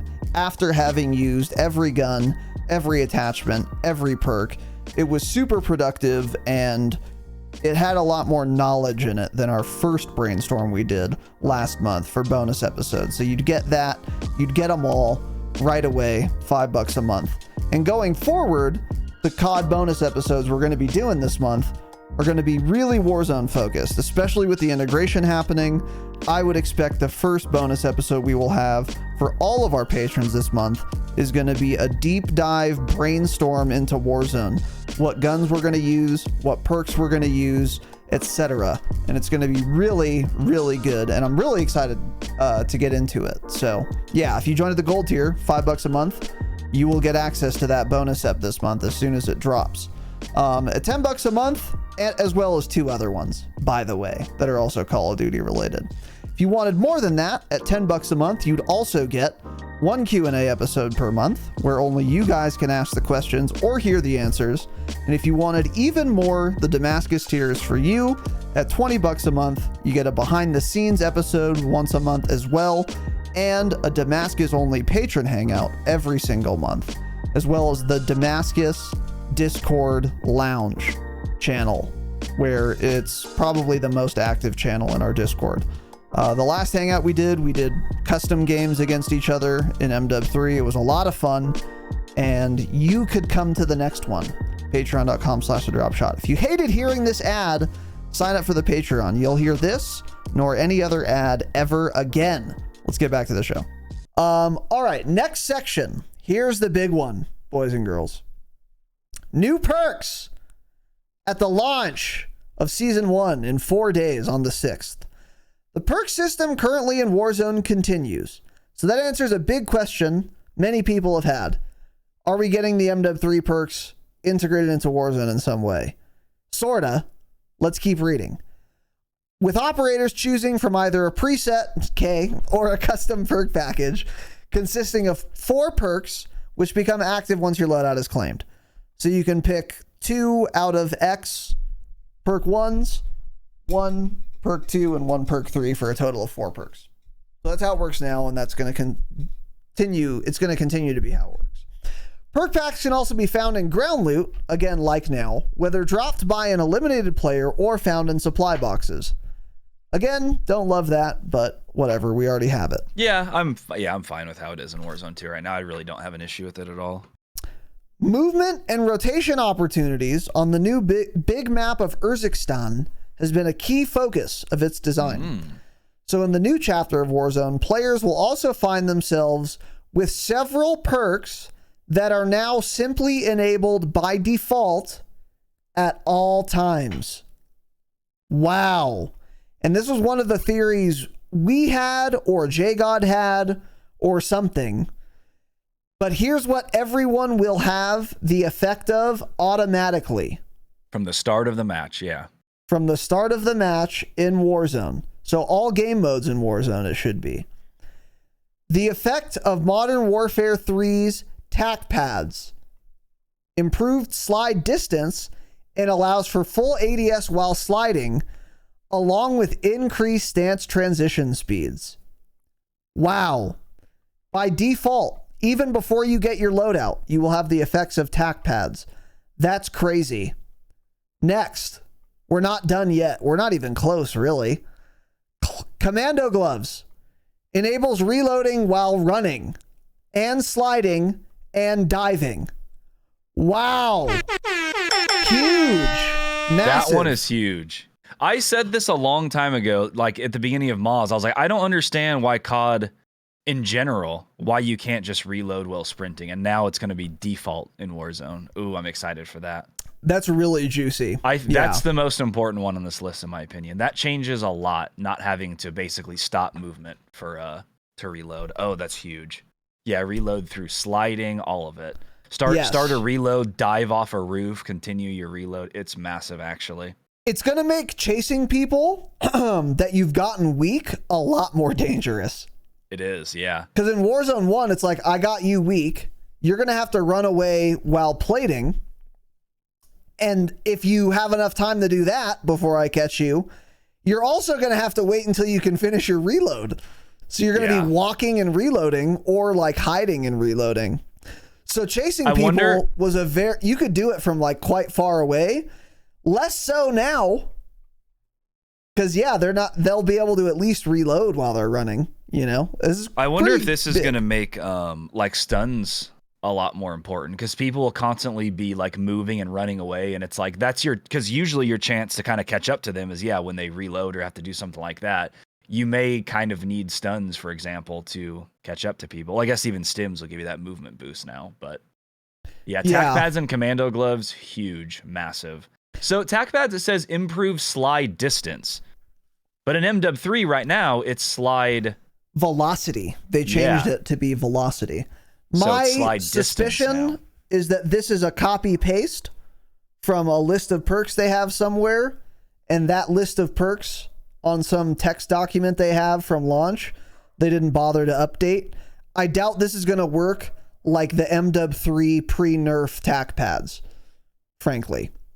I bet you it's going to be like tac pads as they are now, meaning slide velocity. Good question, though, because you're right. That is interesting. If this does work like pre-nerf tac pads, that would be really crazy. Yeah. Tell us about the next ones while my dog has a seizure. Yeah, so those are the first two. The next one here, quick grip gloves. This increases your weapon swap speed. So this is huge. This is, part of Fast Hands in Warzone 2, of course. Amped Warzone 1, which is a popular one. So this is huge. As we talked about last episode, it doesn't work that well for a lot of gun combinations, but the fact that in Warzone, you're usually always probably going to be running two primaries. That's where it does work correctly, and it actually does increase your weapon swap speed. So this is huge. Again, I love that this is default. It's not tied to some perk you have to equip. Just default all the time. I mean, it's just crazy to think you can drop in, I can find an AR and a sniper and have all of these capabilities 30 seconds into a match. Yeah, you're swapping. I know. It makes early game feel a lot better. It's going to make the gunfights feel more like custom loadout gun type of gunfights. I think it's huge we're getting all of these. The skill gaps are just going to be so wide with all of this as default like mechanics in Warzone. Yeah. This is really big. Yeah, for sure. It enables people to do so much more, which is what widens the skill gap. You can make so many more choices now. This is awesome. Yeah. Yeah, if you guys will recall in Warzone 1, before we got Combat Scout, of course, we'll get into it. What was the meta yellow perk? It was amped. And it wasn't so you could throw your trophy system faster. It was so you could swap your weapons faster. Yeah. So now we're just getting that by default, so that frees up a perk slot. That's really good. That's really cool. So yeah, that's awesome. Next one is climbing boots. Increases climbing and mantling speed aspect. So, okay. This one I'm kind of worried about. I was just going to say that. This was what I was going to say. I don't know if you saw Hexmith's latest video again, the guy that tests all the aim assists, because he was testing what I was talking about, how sometimes in multiplayer, people mantle and climb so quickly, it looks like they just appear somewhere else on your screen. Like you barely see them doing the actual movement of it. And he was testing this with aim assist. And he's like, yes, throughout even all of these weird, super fast mantling mechanics where you can't, I mean, people move so quickly, aim assist still tracks through all of it. So I hate this, frankly. Yeah, this is going to be weird. The animation is so quick. It's like you don't see it happening, makes it hard to track people. I don't like this one at all, really. So most people in MW3 don't use climbing boots, but if you've seen someone in MW3 who is using climbing boots climb something, it is actually as bad as Tanner described. It's like one frame and the player's hitbox just teleports on top of or over whatever thing they are climbing or interacting with. I'm calling it now. They will nerf climbing boots soon after, if not probably soon after this integration happens, because it's frankly insane to watch. And if you want to go see for yourself how gross it is, go into a private match, have your friend put on climbing boots and just watch him climb something.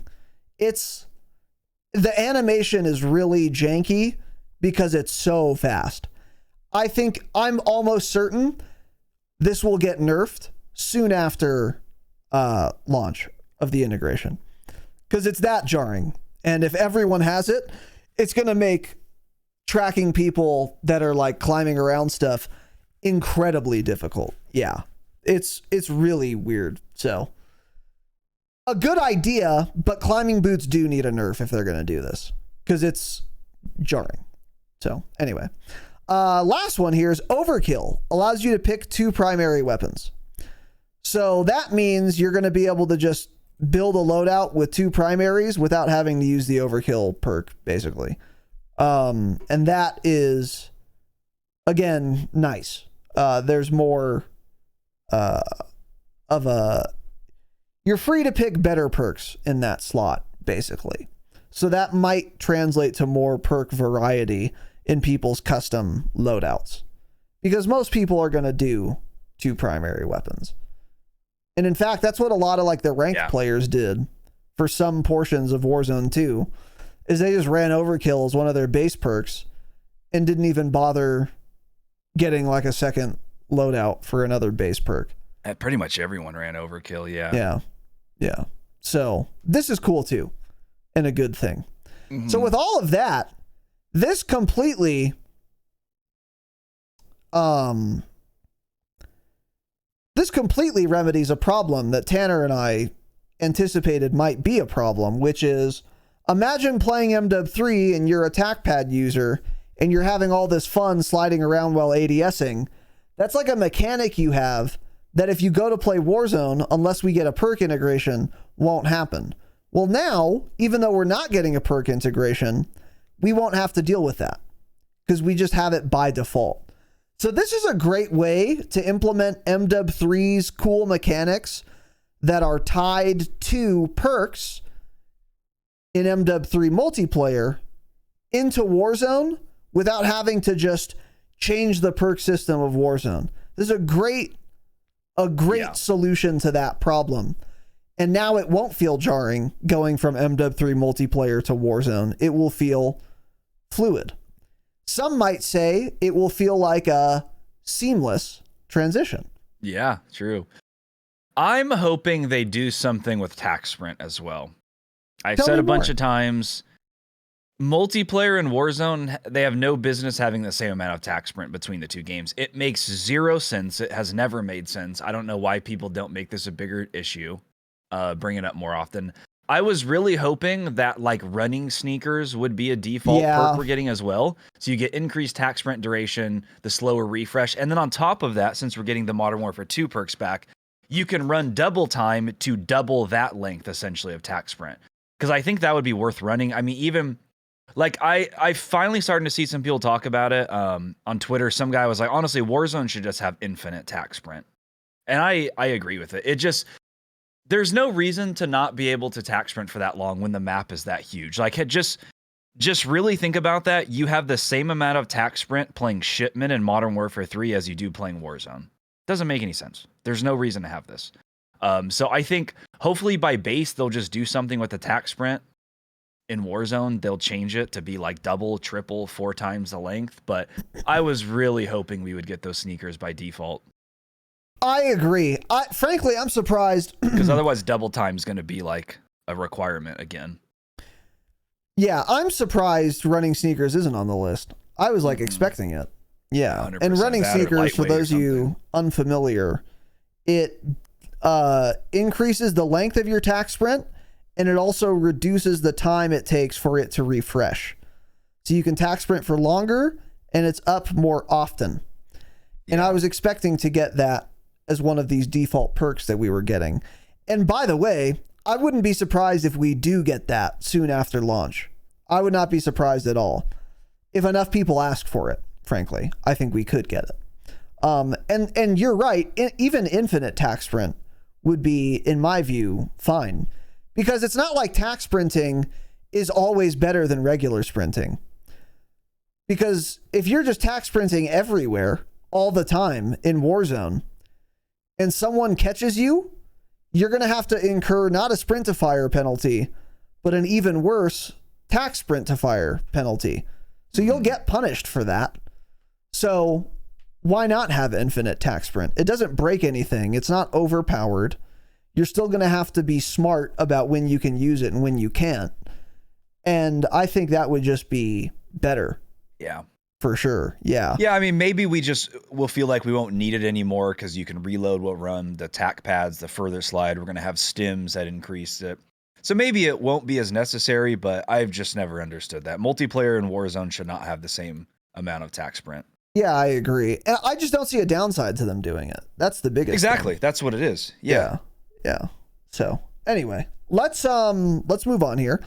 You should also get ready for new and returning perks exclusive to Warzone, designed to create new outplay and counter opportunities, of which the following can be equipped as custom perks in your loadout.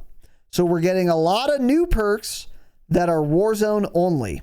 Now remember, how the perk system will work in Warzone is you can pick 2 out of, let's say, 20 base perks, and then you can pick 1 out of 10 perk 2s and 1 out of 10 perk 3s. This is a number of perks that are getting added somewhere there.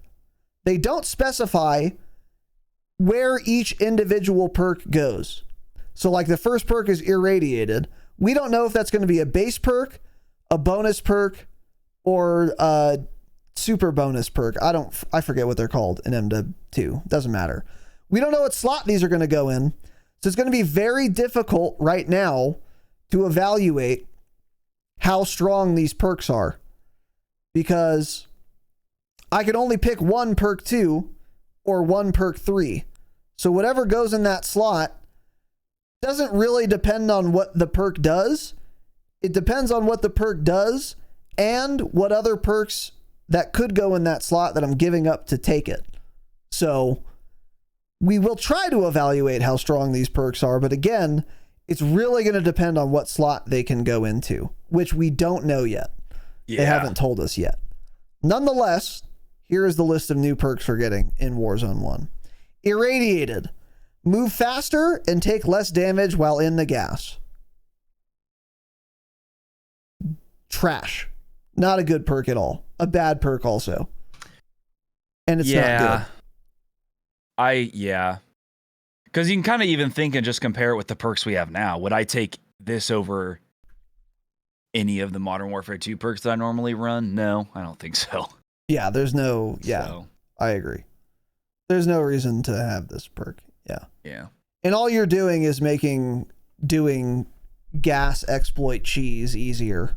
I don't know why this is I don't know why anyone would take this. You don't want to be in gas if you're trying to play Warzone well.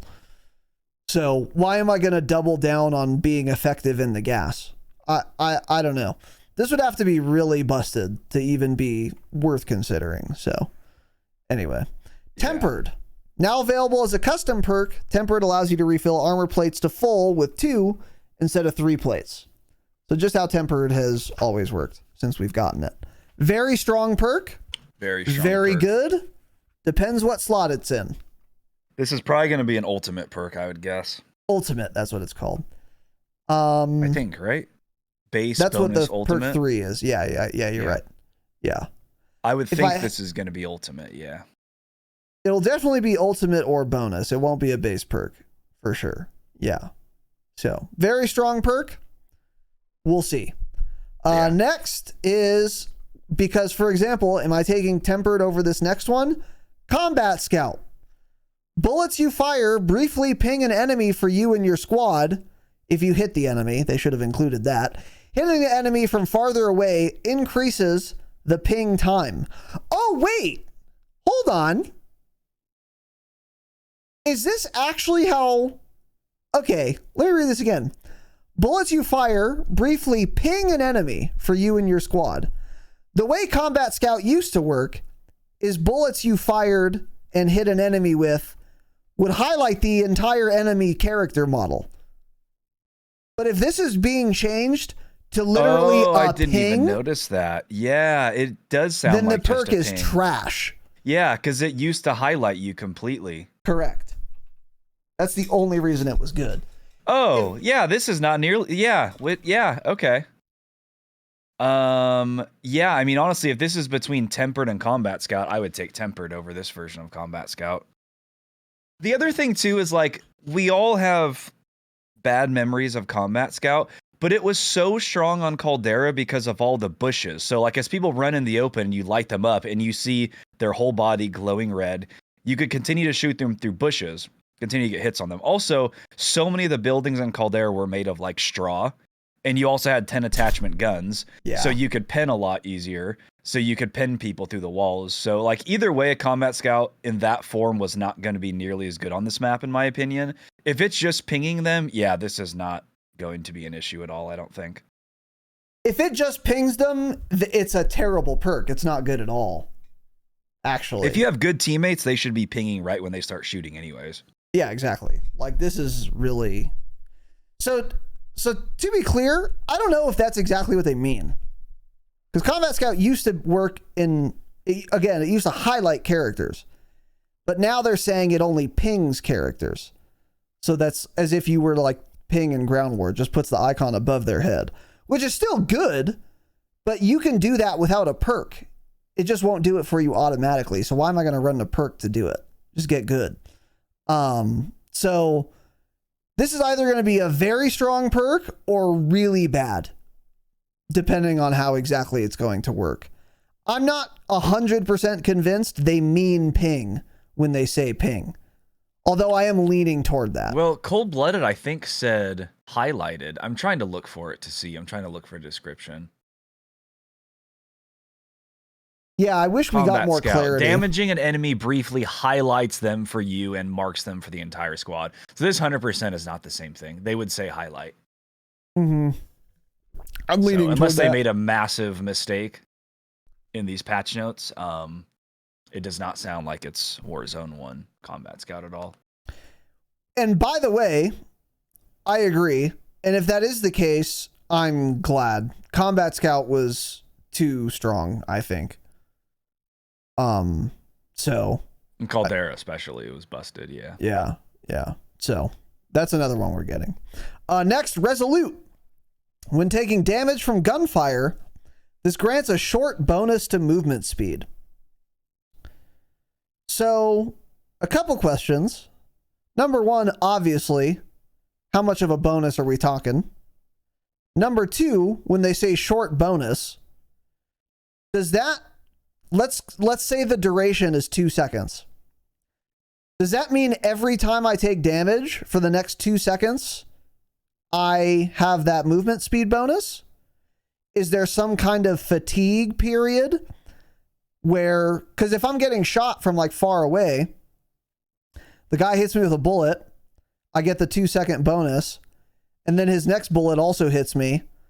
So now my timer is at 1.9 seconds, but since I got hit again, it goes back to 2. So basically, the entire time he's trying to shoot me, I have a movement speed bonus. Is there some kind of fatigue period where even though I'm continually getting lit up, I don't keep the bonus the entire time? I suspect it would work that way, but that's not what it says here. So I'm very curious. This is one I'd have to see in action. But what are your thoughts on this? Because this could be I think really this could strong. be really good. Yeah. I would imagine this is going to be base or bonus perk, so It's possible. Yeah. What I'm thinking about right now is the reload speed. What do you We're mean? going to have to use fast hands still to reload quickly? I find it depends on what I'm dropping to take it, because I find it way less important if I can reload while sprinting, diving, and sliding now, frankly. Yeah.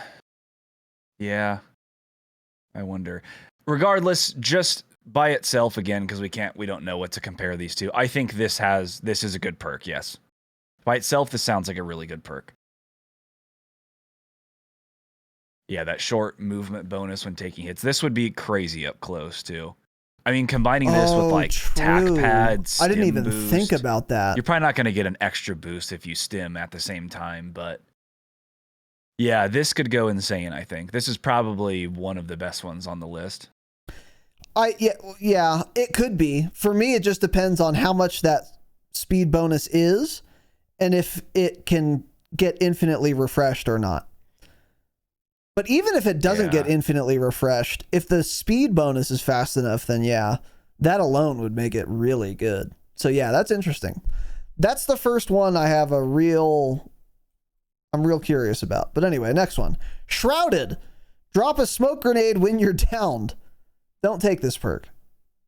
You should focus on taking perks that will make you not become downed instead. You don't want to invest in bad scenarios. You want to invest in not getting into bad scenarios. So yeah, do not take Shrouded. Not a good perk. Anyway, Mountaineer reduces fall damage. Again, never awful perk. Ever. Terrible, awful perk that isn't good and is also pretty bad. Like Shrouded and Mountaineer, both of those, they need something else to go along with them. I'm never taking a perk just to reduce my fall damage. Exactly. Yeah. It has to do something else. What that is, I don't know. I don't know. I agree. Maybe no like delay either when you fall off things. I don't know. It needs something else. Even that wouldn't be enough. A reduced like fire delay too, when landing, yeah. You're taking an entire perk. You have 4 perk choices and you're taking one that drops a smoke grenade when you get downed. Yeah. Like what? It's outrageous. No. It's outrageous. Yeah, that's an insta no for sure. So anyway, yeah. So yeah, those are 2 bad perks that aren't good. Stalker. Increase strafe and ADS movement speed. Okay. So this again could be very good or not at all, depending on how the magnitude of that bonus. How much faster also, am I moving? It doesn't work in multiplayer correctly, as we talked about on Wednesday, thanks to exclusive Ace. Correct. You only get the increased strafe speed. Yeah, you don't get the increased movement speed, which, to be fair, that is what it says here. It doesn't say increased movement speed while ADS. Well, aim down sight movement speed. Oh, yeah, you're right. Yeah, you're right. Okay, which, yeah. Yeah, that does not grant that in multiplayer. Correct. It says it does. Correct. Yeah. So if this does work as intended, could be really good. But again, depends on what slot it is. I don't know if I'm taking this unless it's a base perk. But if it is a base perk, I really want it if it works. Yeah.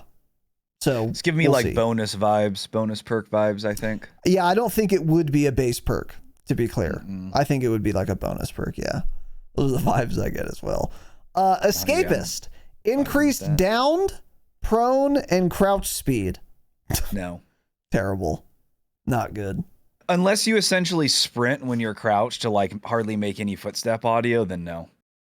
Yeah. Yeah. Goofy perk. Next one is primed. Accuracy and time to aim down sight is improved while jumping. So again, this is a copy of the current MW3 perk called Assault Gloves. And the benefit is specious in multiplayer. Basically, your hipfire reticle will not bloom while jumping, whereas it otherwise would without the perk. And also you ADS a bit quicker, but not much quicker than you otherwise would while you're jumping. If this is a clone of Assault Gloves, this is super not worth taking. Especially because in Warzone, you're going to be having a lot more long-range gunfights than you will in multiplayer. So I just don't see myself taking this.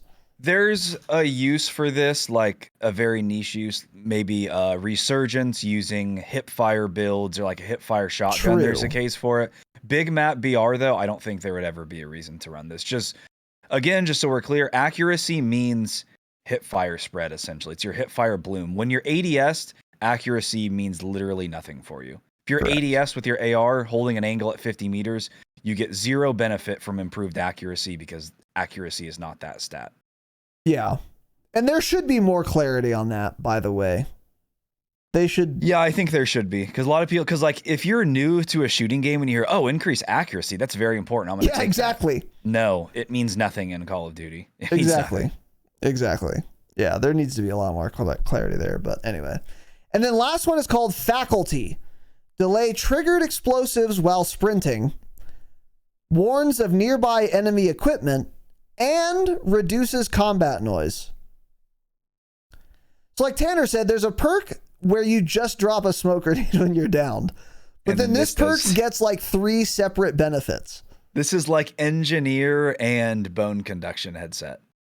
And something like else. EOD. Yeah. So this will be an ultimate perk, I would guess. So let's break it down. Delay triggered explosives while sprinting. What this means is if I run past a claymore where otherwise I would trip it and take damage, in this case, I will be far past the claymore before it explodes. Same thing with like a prox mine. That's what that means. So, okay, that's pretty good. The next one, warns of nearby enemy equipment. So I will see claymores, prox mines, munitions boxes, trophy systems highlighted through walls while I have this perk equipped, like engineer. Okay, well, I don't need to delay explosives anymore if I can just see them in the room next to me, really. So, kind of weird to have those married to the same perk, number one. Number two, that's way stronger than it sounds. An engineer in Warzone would be way better than engineer is in multiplayer. Because if I'm late game and suddenly, let's say I'm late game, like in a village, and I'm in a hut and there's 8 other huts around me and there's like 3 other teams. And I know there are teams in other huts, but I don't know which ones or where. And then all of a sudden I see a bright red munitions box through 3 walls in an adjacent hut over there. Okay, well now I know there's a team there, and I could probably start wallbanging it, by the way. Like, this is really good in Warzone. Really good in Warzone. More so than people would think. I'll see your Muni, I'll see your Claymore. I don't know if that's that. Warns of nearby enemy equipment? That's not the same as... Engineer? Let's see. What does engineer say? That's a good question, because maybe that doesn't spot enemy equipment through walls. That's not what this means then. Okay. I don't know what warn would even mean. Yeah.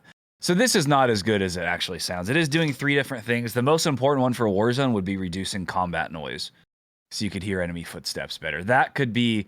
I mean, if the perk just did that, if it was just bone conduction for Warzone, that could definitely be worth running and will definitely be in a...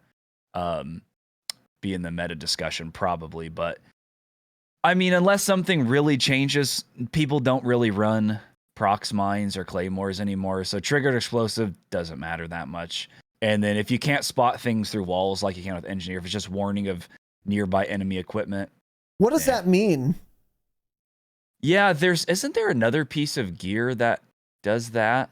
Warns of... There's the LR detector where it warns you of laser and radiation sources that I still don't know what it does in multiplayer.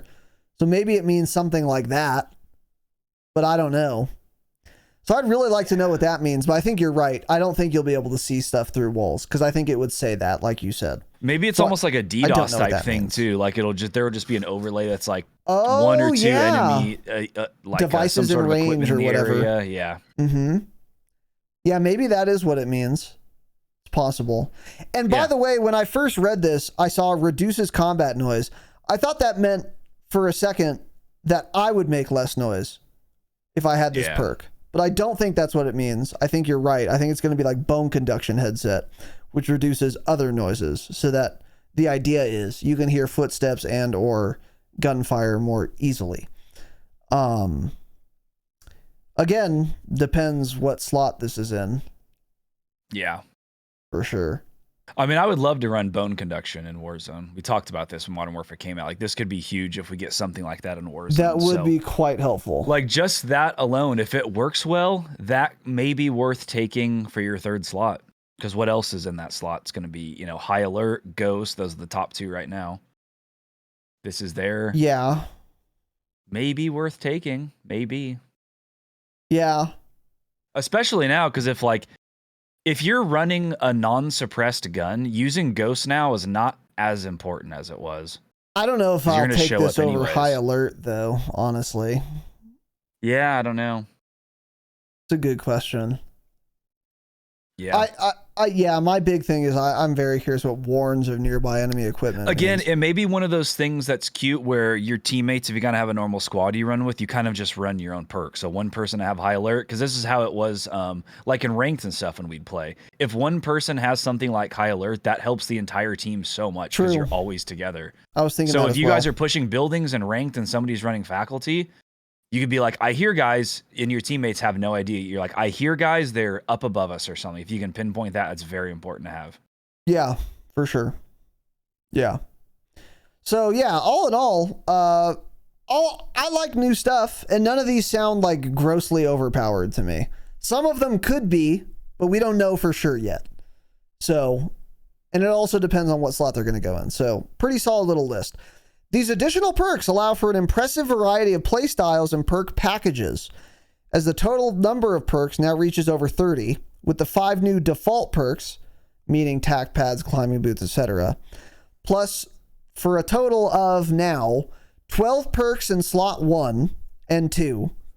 So there are now 12 base perks to pick from, of which you can use 2 at the same time. 10 perks in slot 3, and you can only pick one of those. This is the bonus perk slot. And then 7 perks in slot 4. This is the ultimate slot. So, yeah. What I'm very confident I will be using at least one of these perks in my meta custom loadout.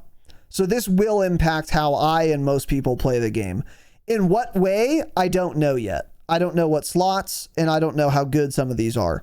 But I think this is almost certainly something here is making its way into my new custom class, which is cool. You know, do you think having tempered as a perk kind of confirms we're not getting those lootable vests back? That's a great question. Or because if lootable vests are still in the game and they're fairly common, I mean, is tempered worth taking ever if I can just find a tempered vest? You know, you're not guaranteed one every match, of course. You may not find one until late game. Would that even be worth a perk?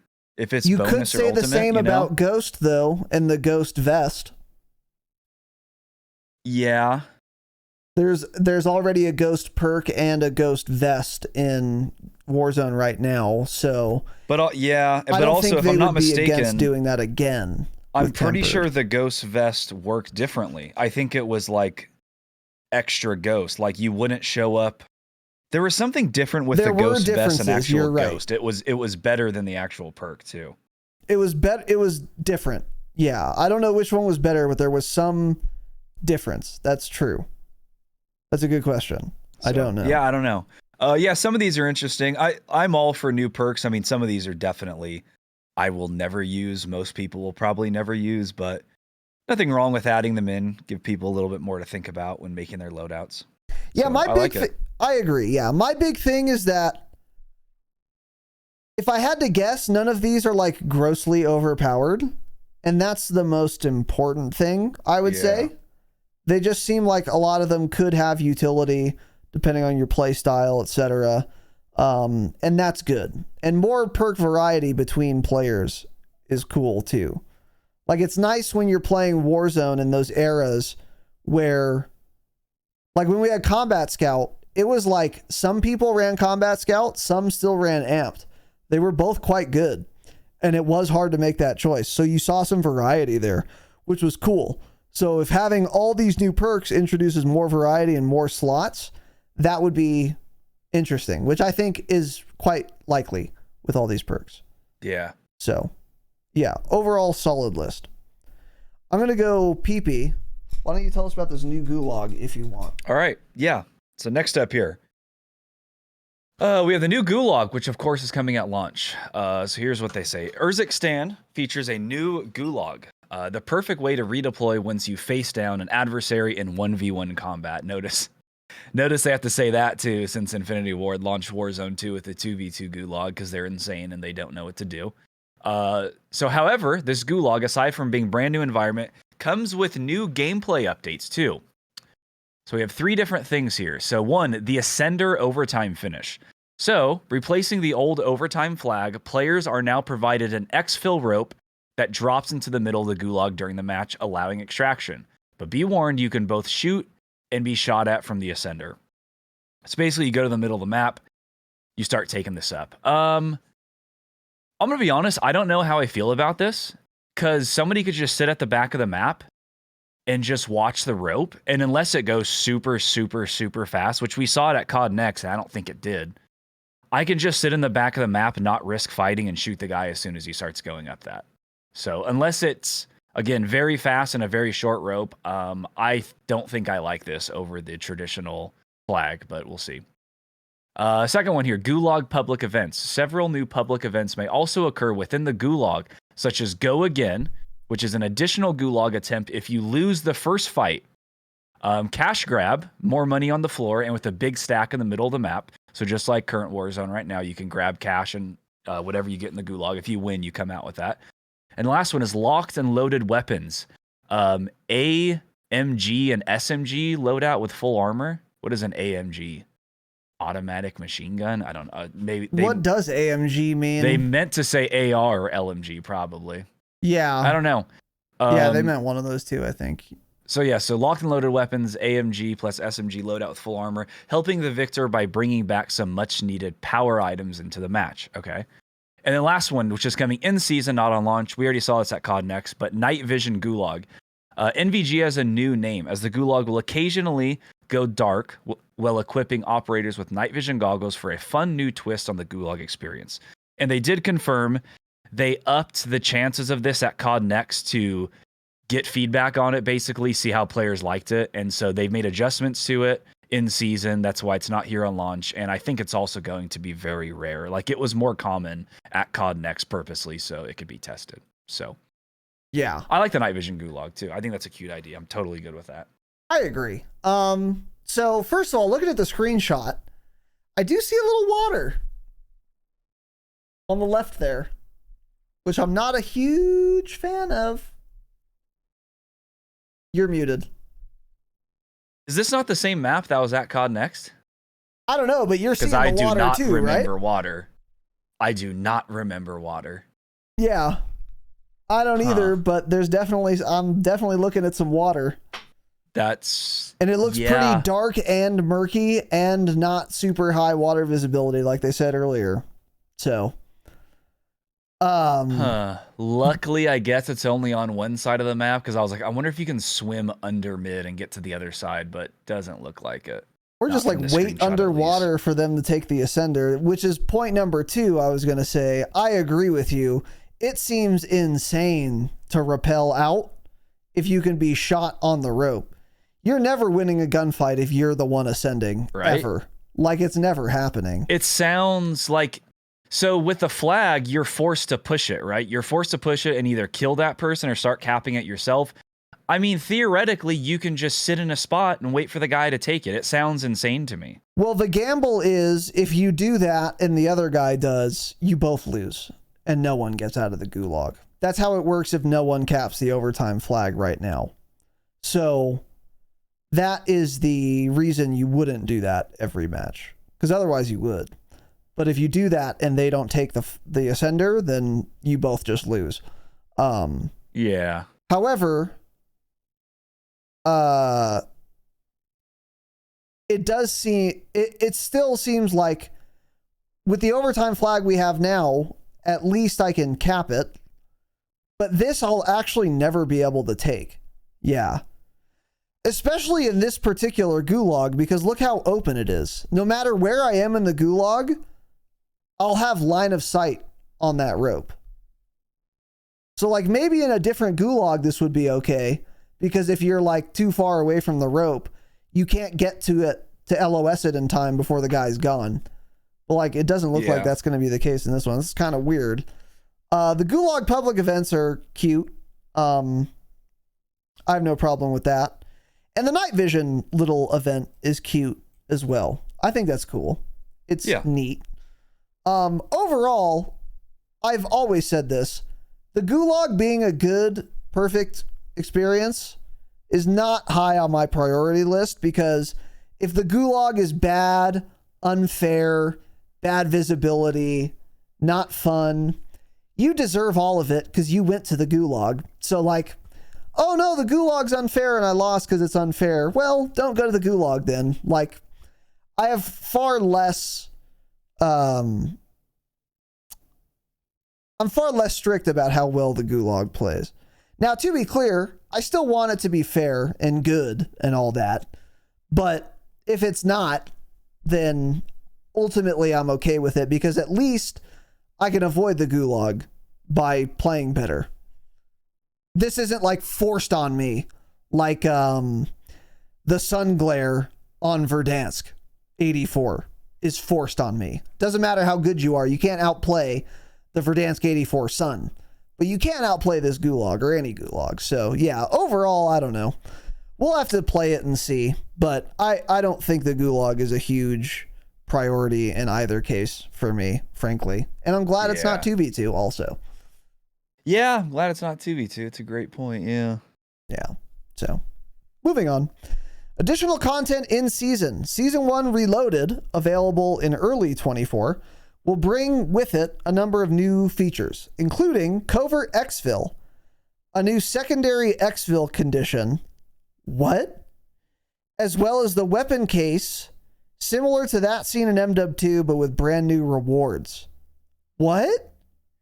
In addition, players can expect a new Champions Quest with fresh rewards for those brave and strategic enough to complete it or steal it. So the Champions Quest is the nuke contract, for those of you unfamiliar. Yeah. And what they mean by steal it, if a team gets their X amount of wins in a row, they're on a contract. If you kill them, you can have lost your last 10 games in a row. You can pick up that nuke contract, and if you complete it, then you win. You get the rewards and stuff, yeah. So that's cool, and I'm happy to see that returning, because I think that is a very cool feature. But let's rewind a second. Yeah. What is a covert exfil, a new secondary exfil condition? Is this BR specific? Is it plunder specific? Is it resurgence specific? Or will this be in BR, in other words? And what is it? That's weird. You know what I wouldn't love to see? It's in BR. It's in the roadmap.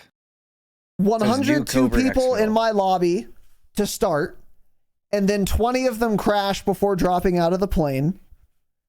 And then 20 of them also covertly exfil before I see them.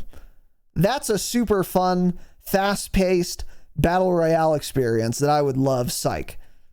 Don't love people just leaving the game for even less action.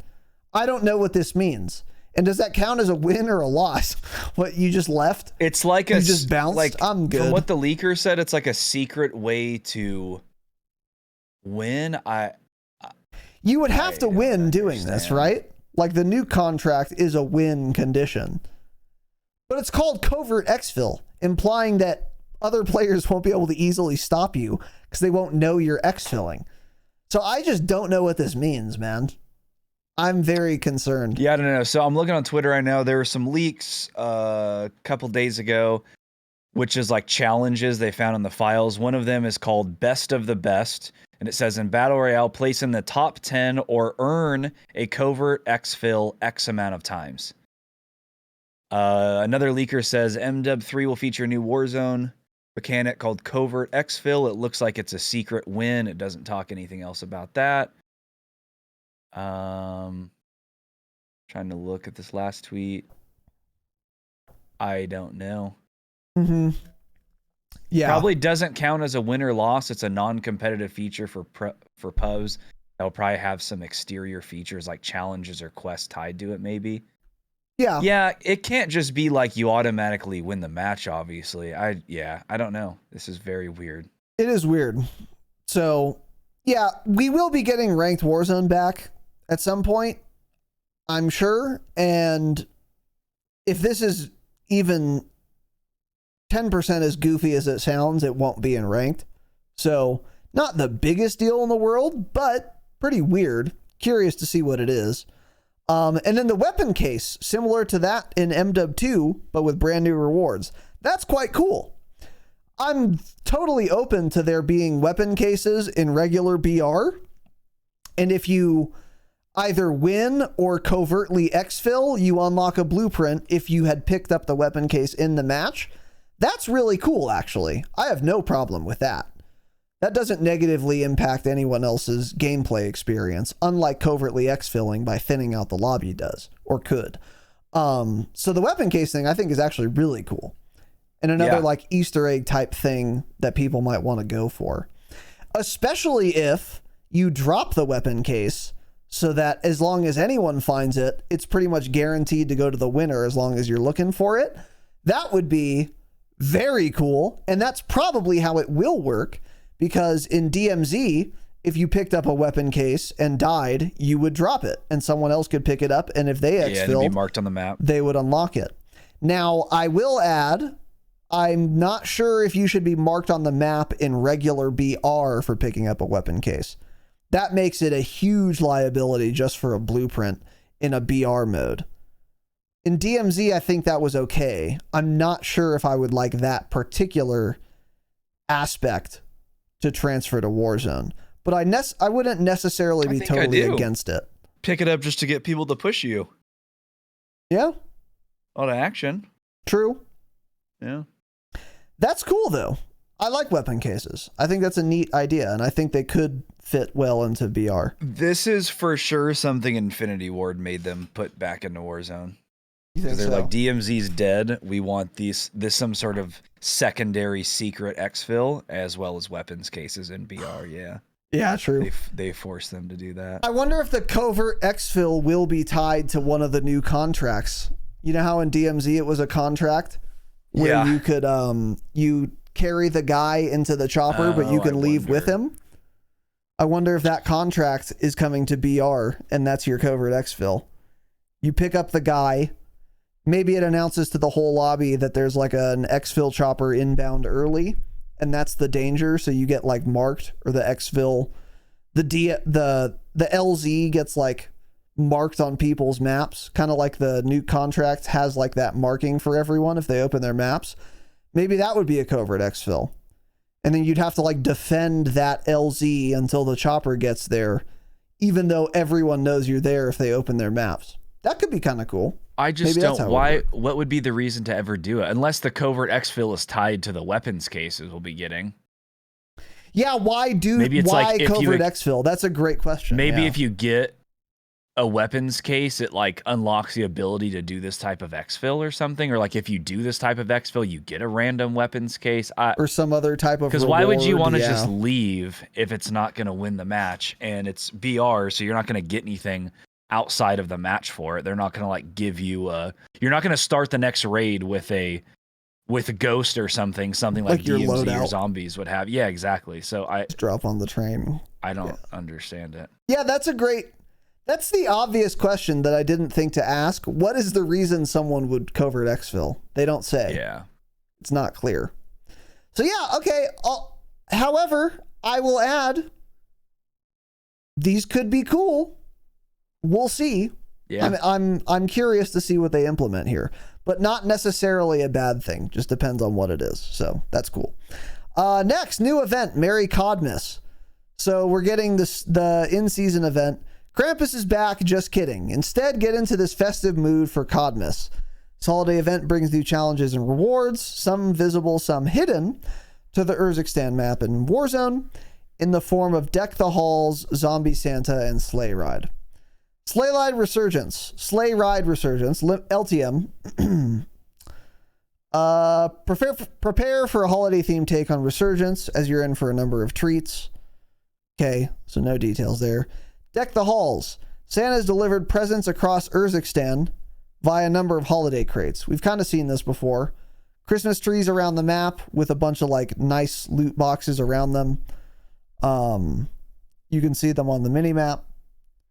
You're ready to fight for your spot as a flare is sent up when operators interact with the area where the crates are found. It's kind of like a recon. It alerts everyone you're there. Those who hold the point the longest will be gifted a chance to meet Santa, or at least something that used to be Santa.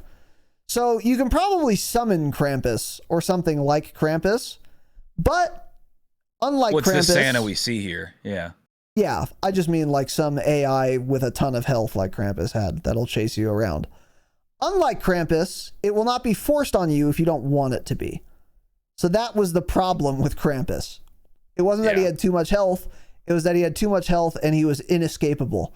And I couldn't just opt to not go near the Christmas tree to summon him. So that's fine.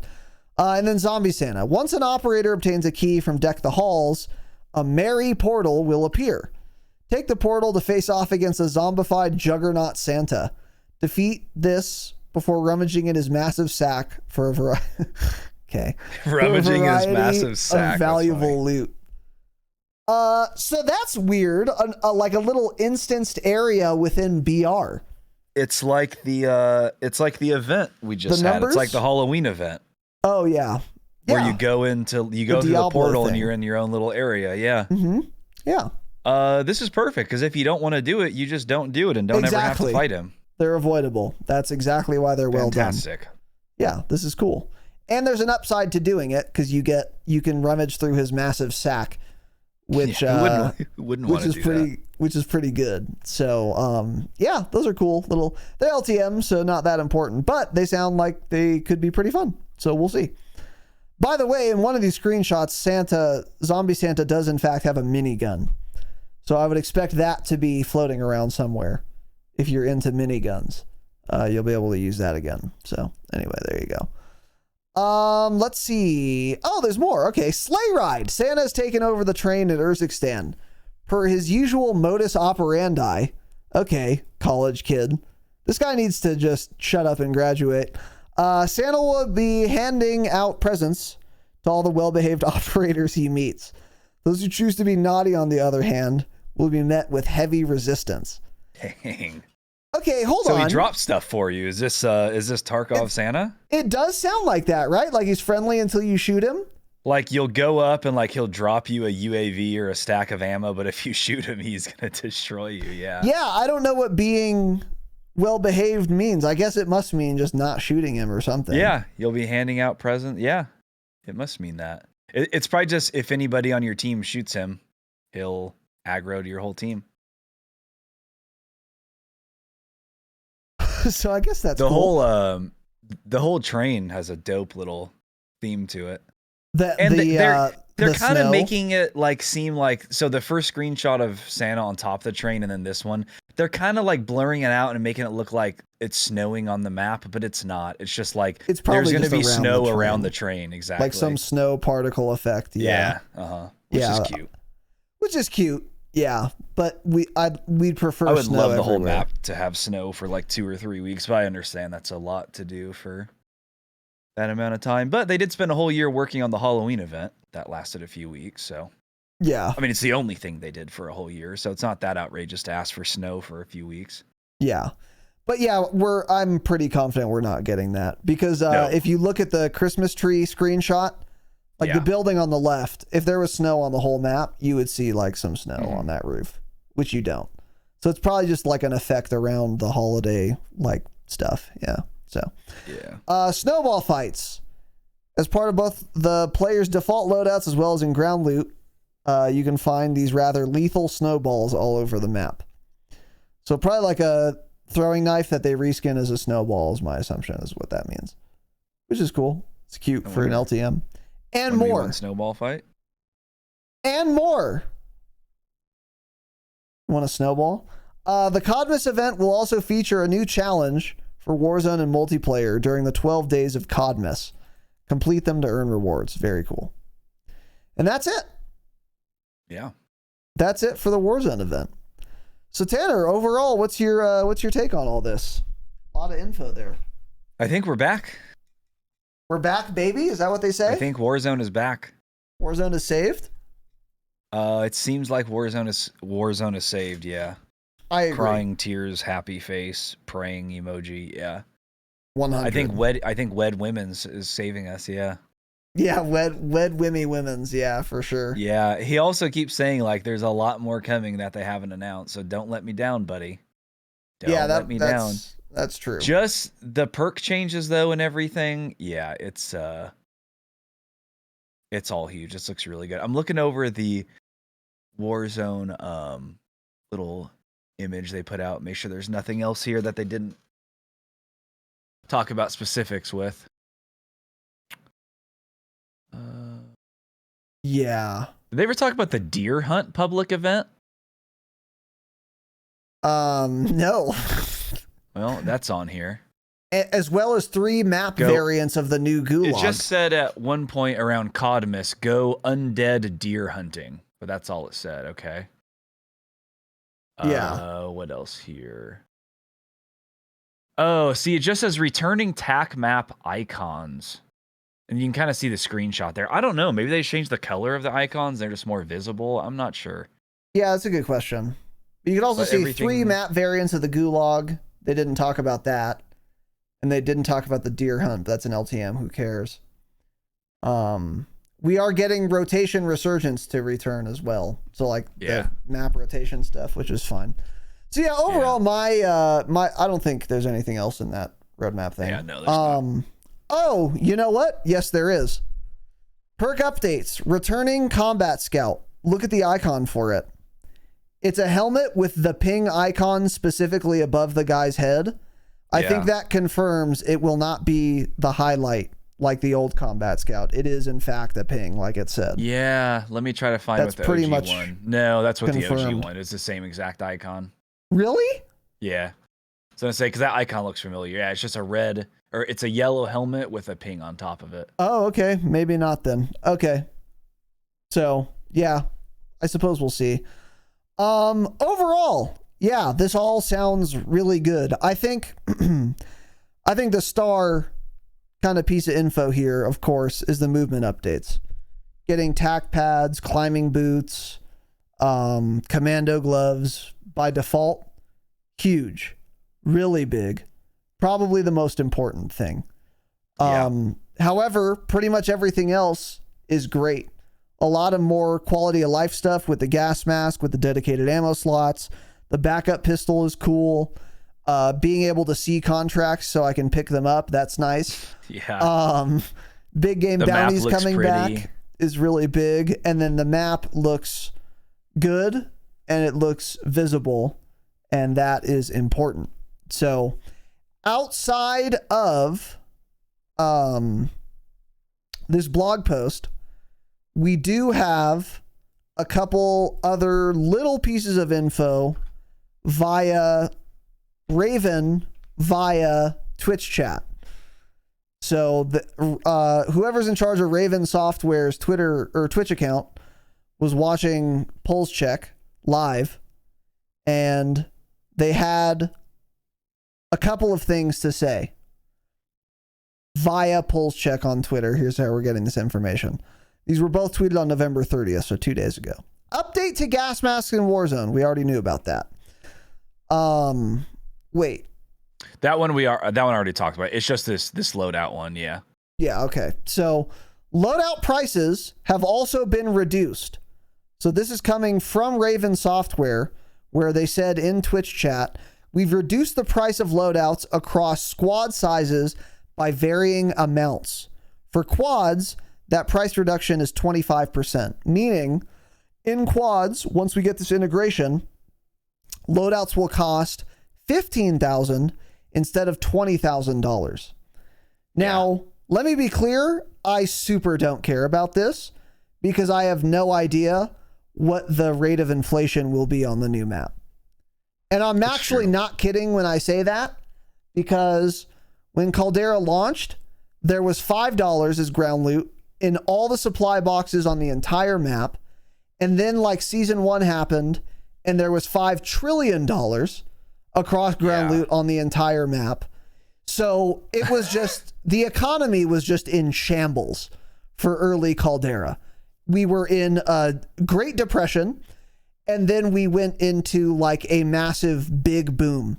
And then they kind of figured it out and it got like even. So the price of loadouts could be $100,000. That doesn't mean anything in a vacuum. It depends on how much money is around on the map, which we just have no idea about. So like, I super don't care what the price of a loadout is in quads. I can't evaluate if that's good or not, but it speaks to the devs' desire to make loadouts more accessible. So that is good because we want loadouts to be more accessible. That's when Warzone is fun. That's what makes it its own BR, is more accessible loadouts. So that's good. Which is why Warzone 2 sucked for a long, long time. Exactly. At times. Yes. Yeah. Well. Always. Yeah. Most of the time. Yeah. Big map. Not good. Yeah. So if it's like the same amount of cash we have now, let's say, then cheaper loadout is only better, faster loadouts. Yeah, but you never know. It will be buggy on launch. The money always is. It was on MWIII too. So you were talking about Caldera. MWIII was the same way. There were 100 stacks and 200 stacks everywhere. So it's like you loot a bunch of money stacks, but it was worth nothing. There were even 50 stacks, weren't there?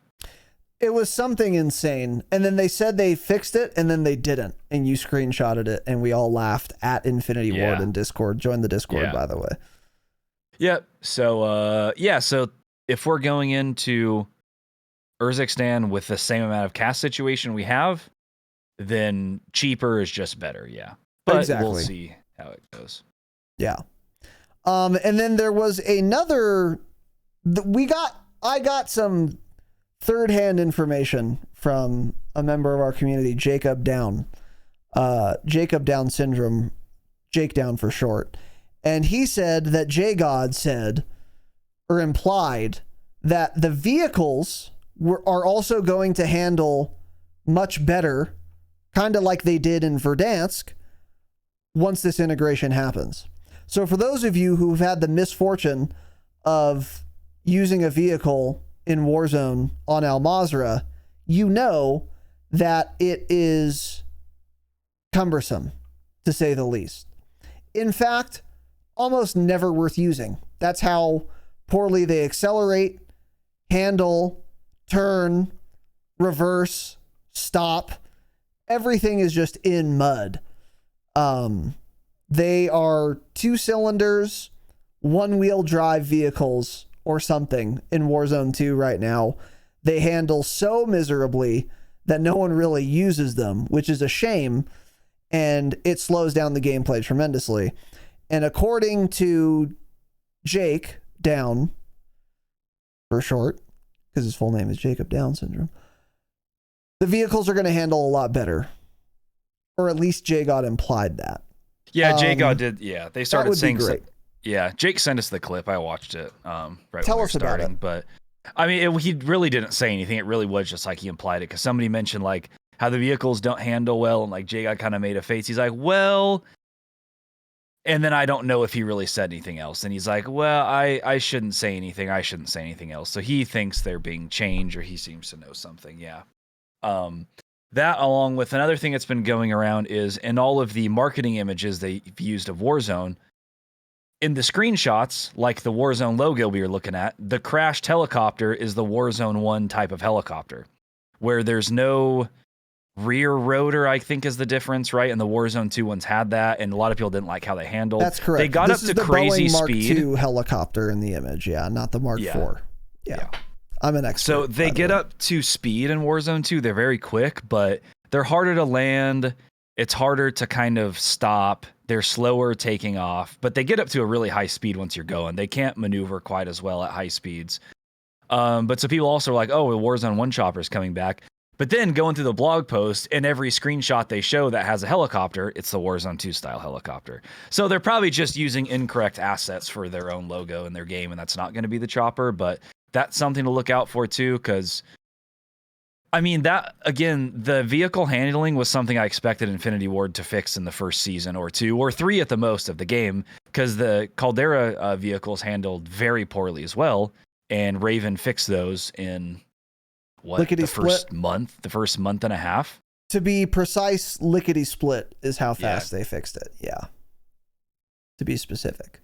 You're right.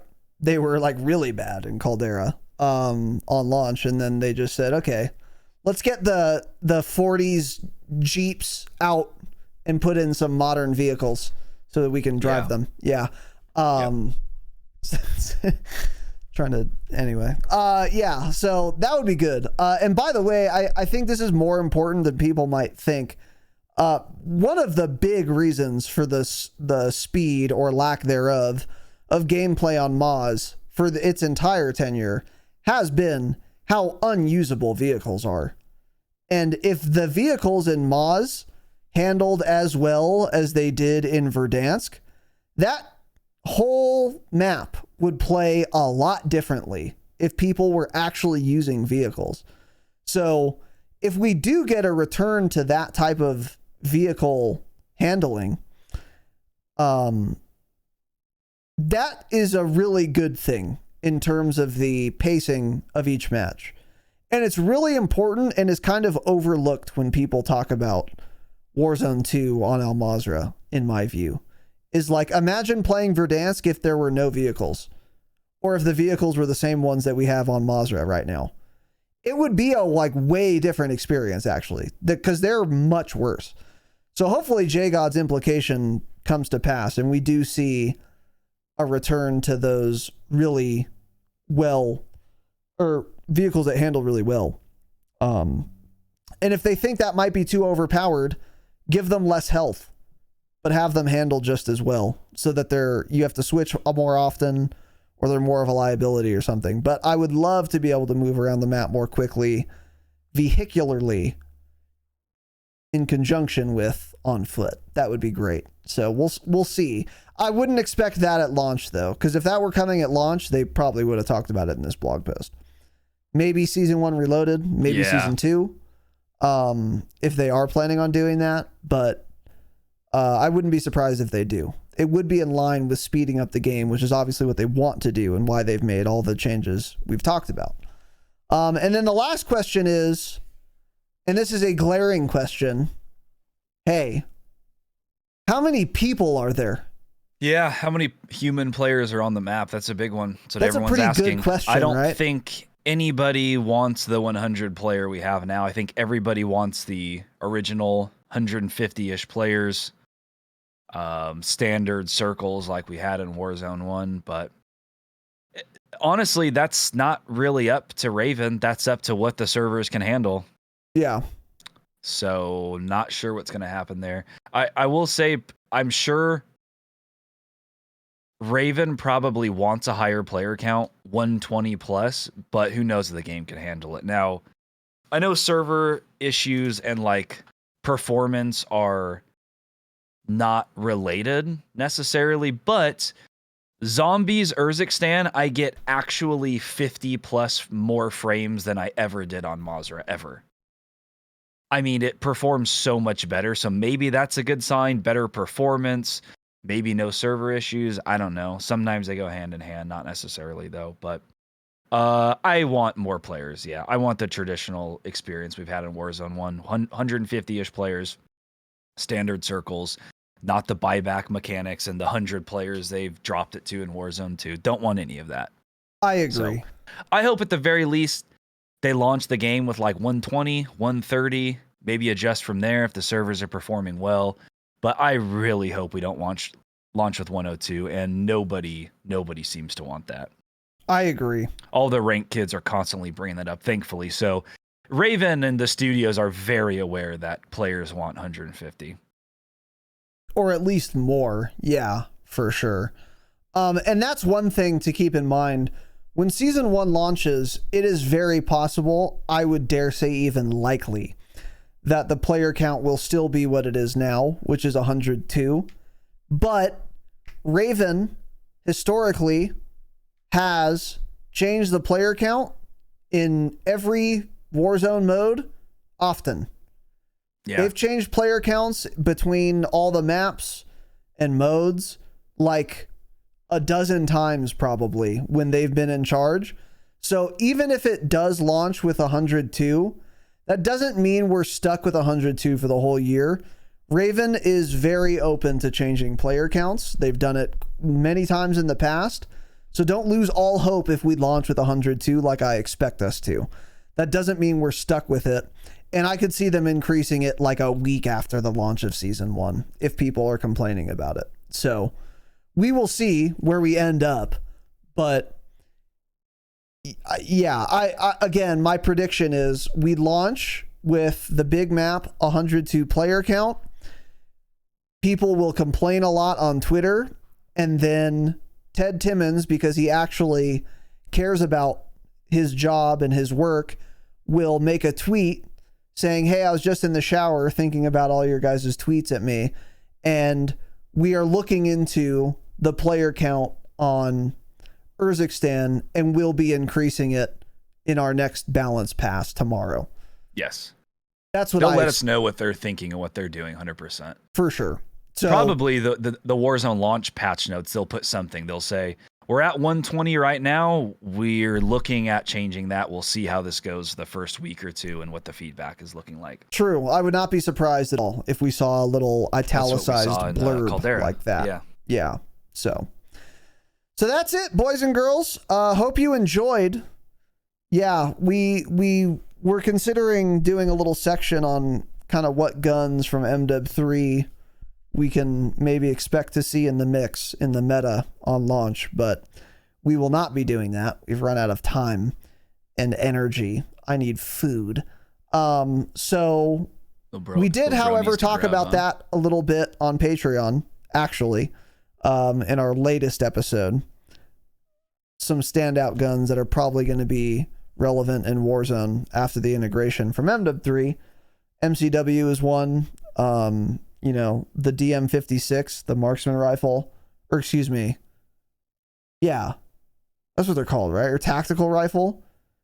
One of those, whatever. The one, it's semi-auto, it's insane. That might be in the mix as well.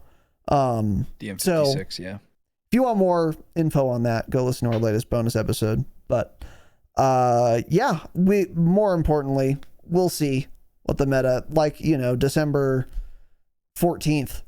We'll see what the long range meta is. But make sure you unlock the Corio Eagle's Eye 2.5X. I can guarantee that will be the meta optic to use in Warzone. So make sure you have that sucker unlocked from your armory. Thanks for watching and listening. Continue to be humble. Stay humble.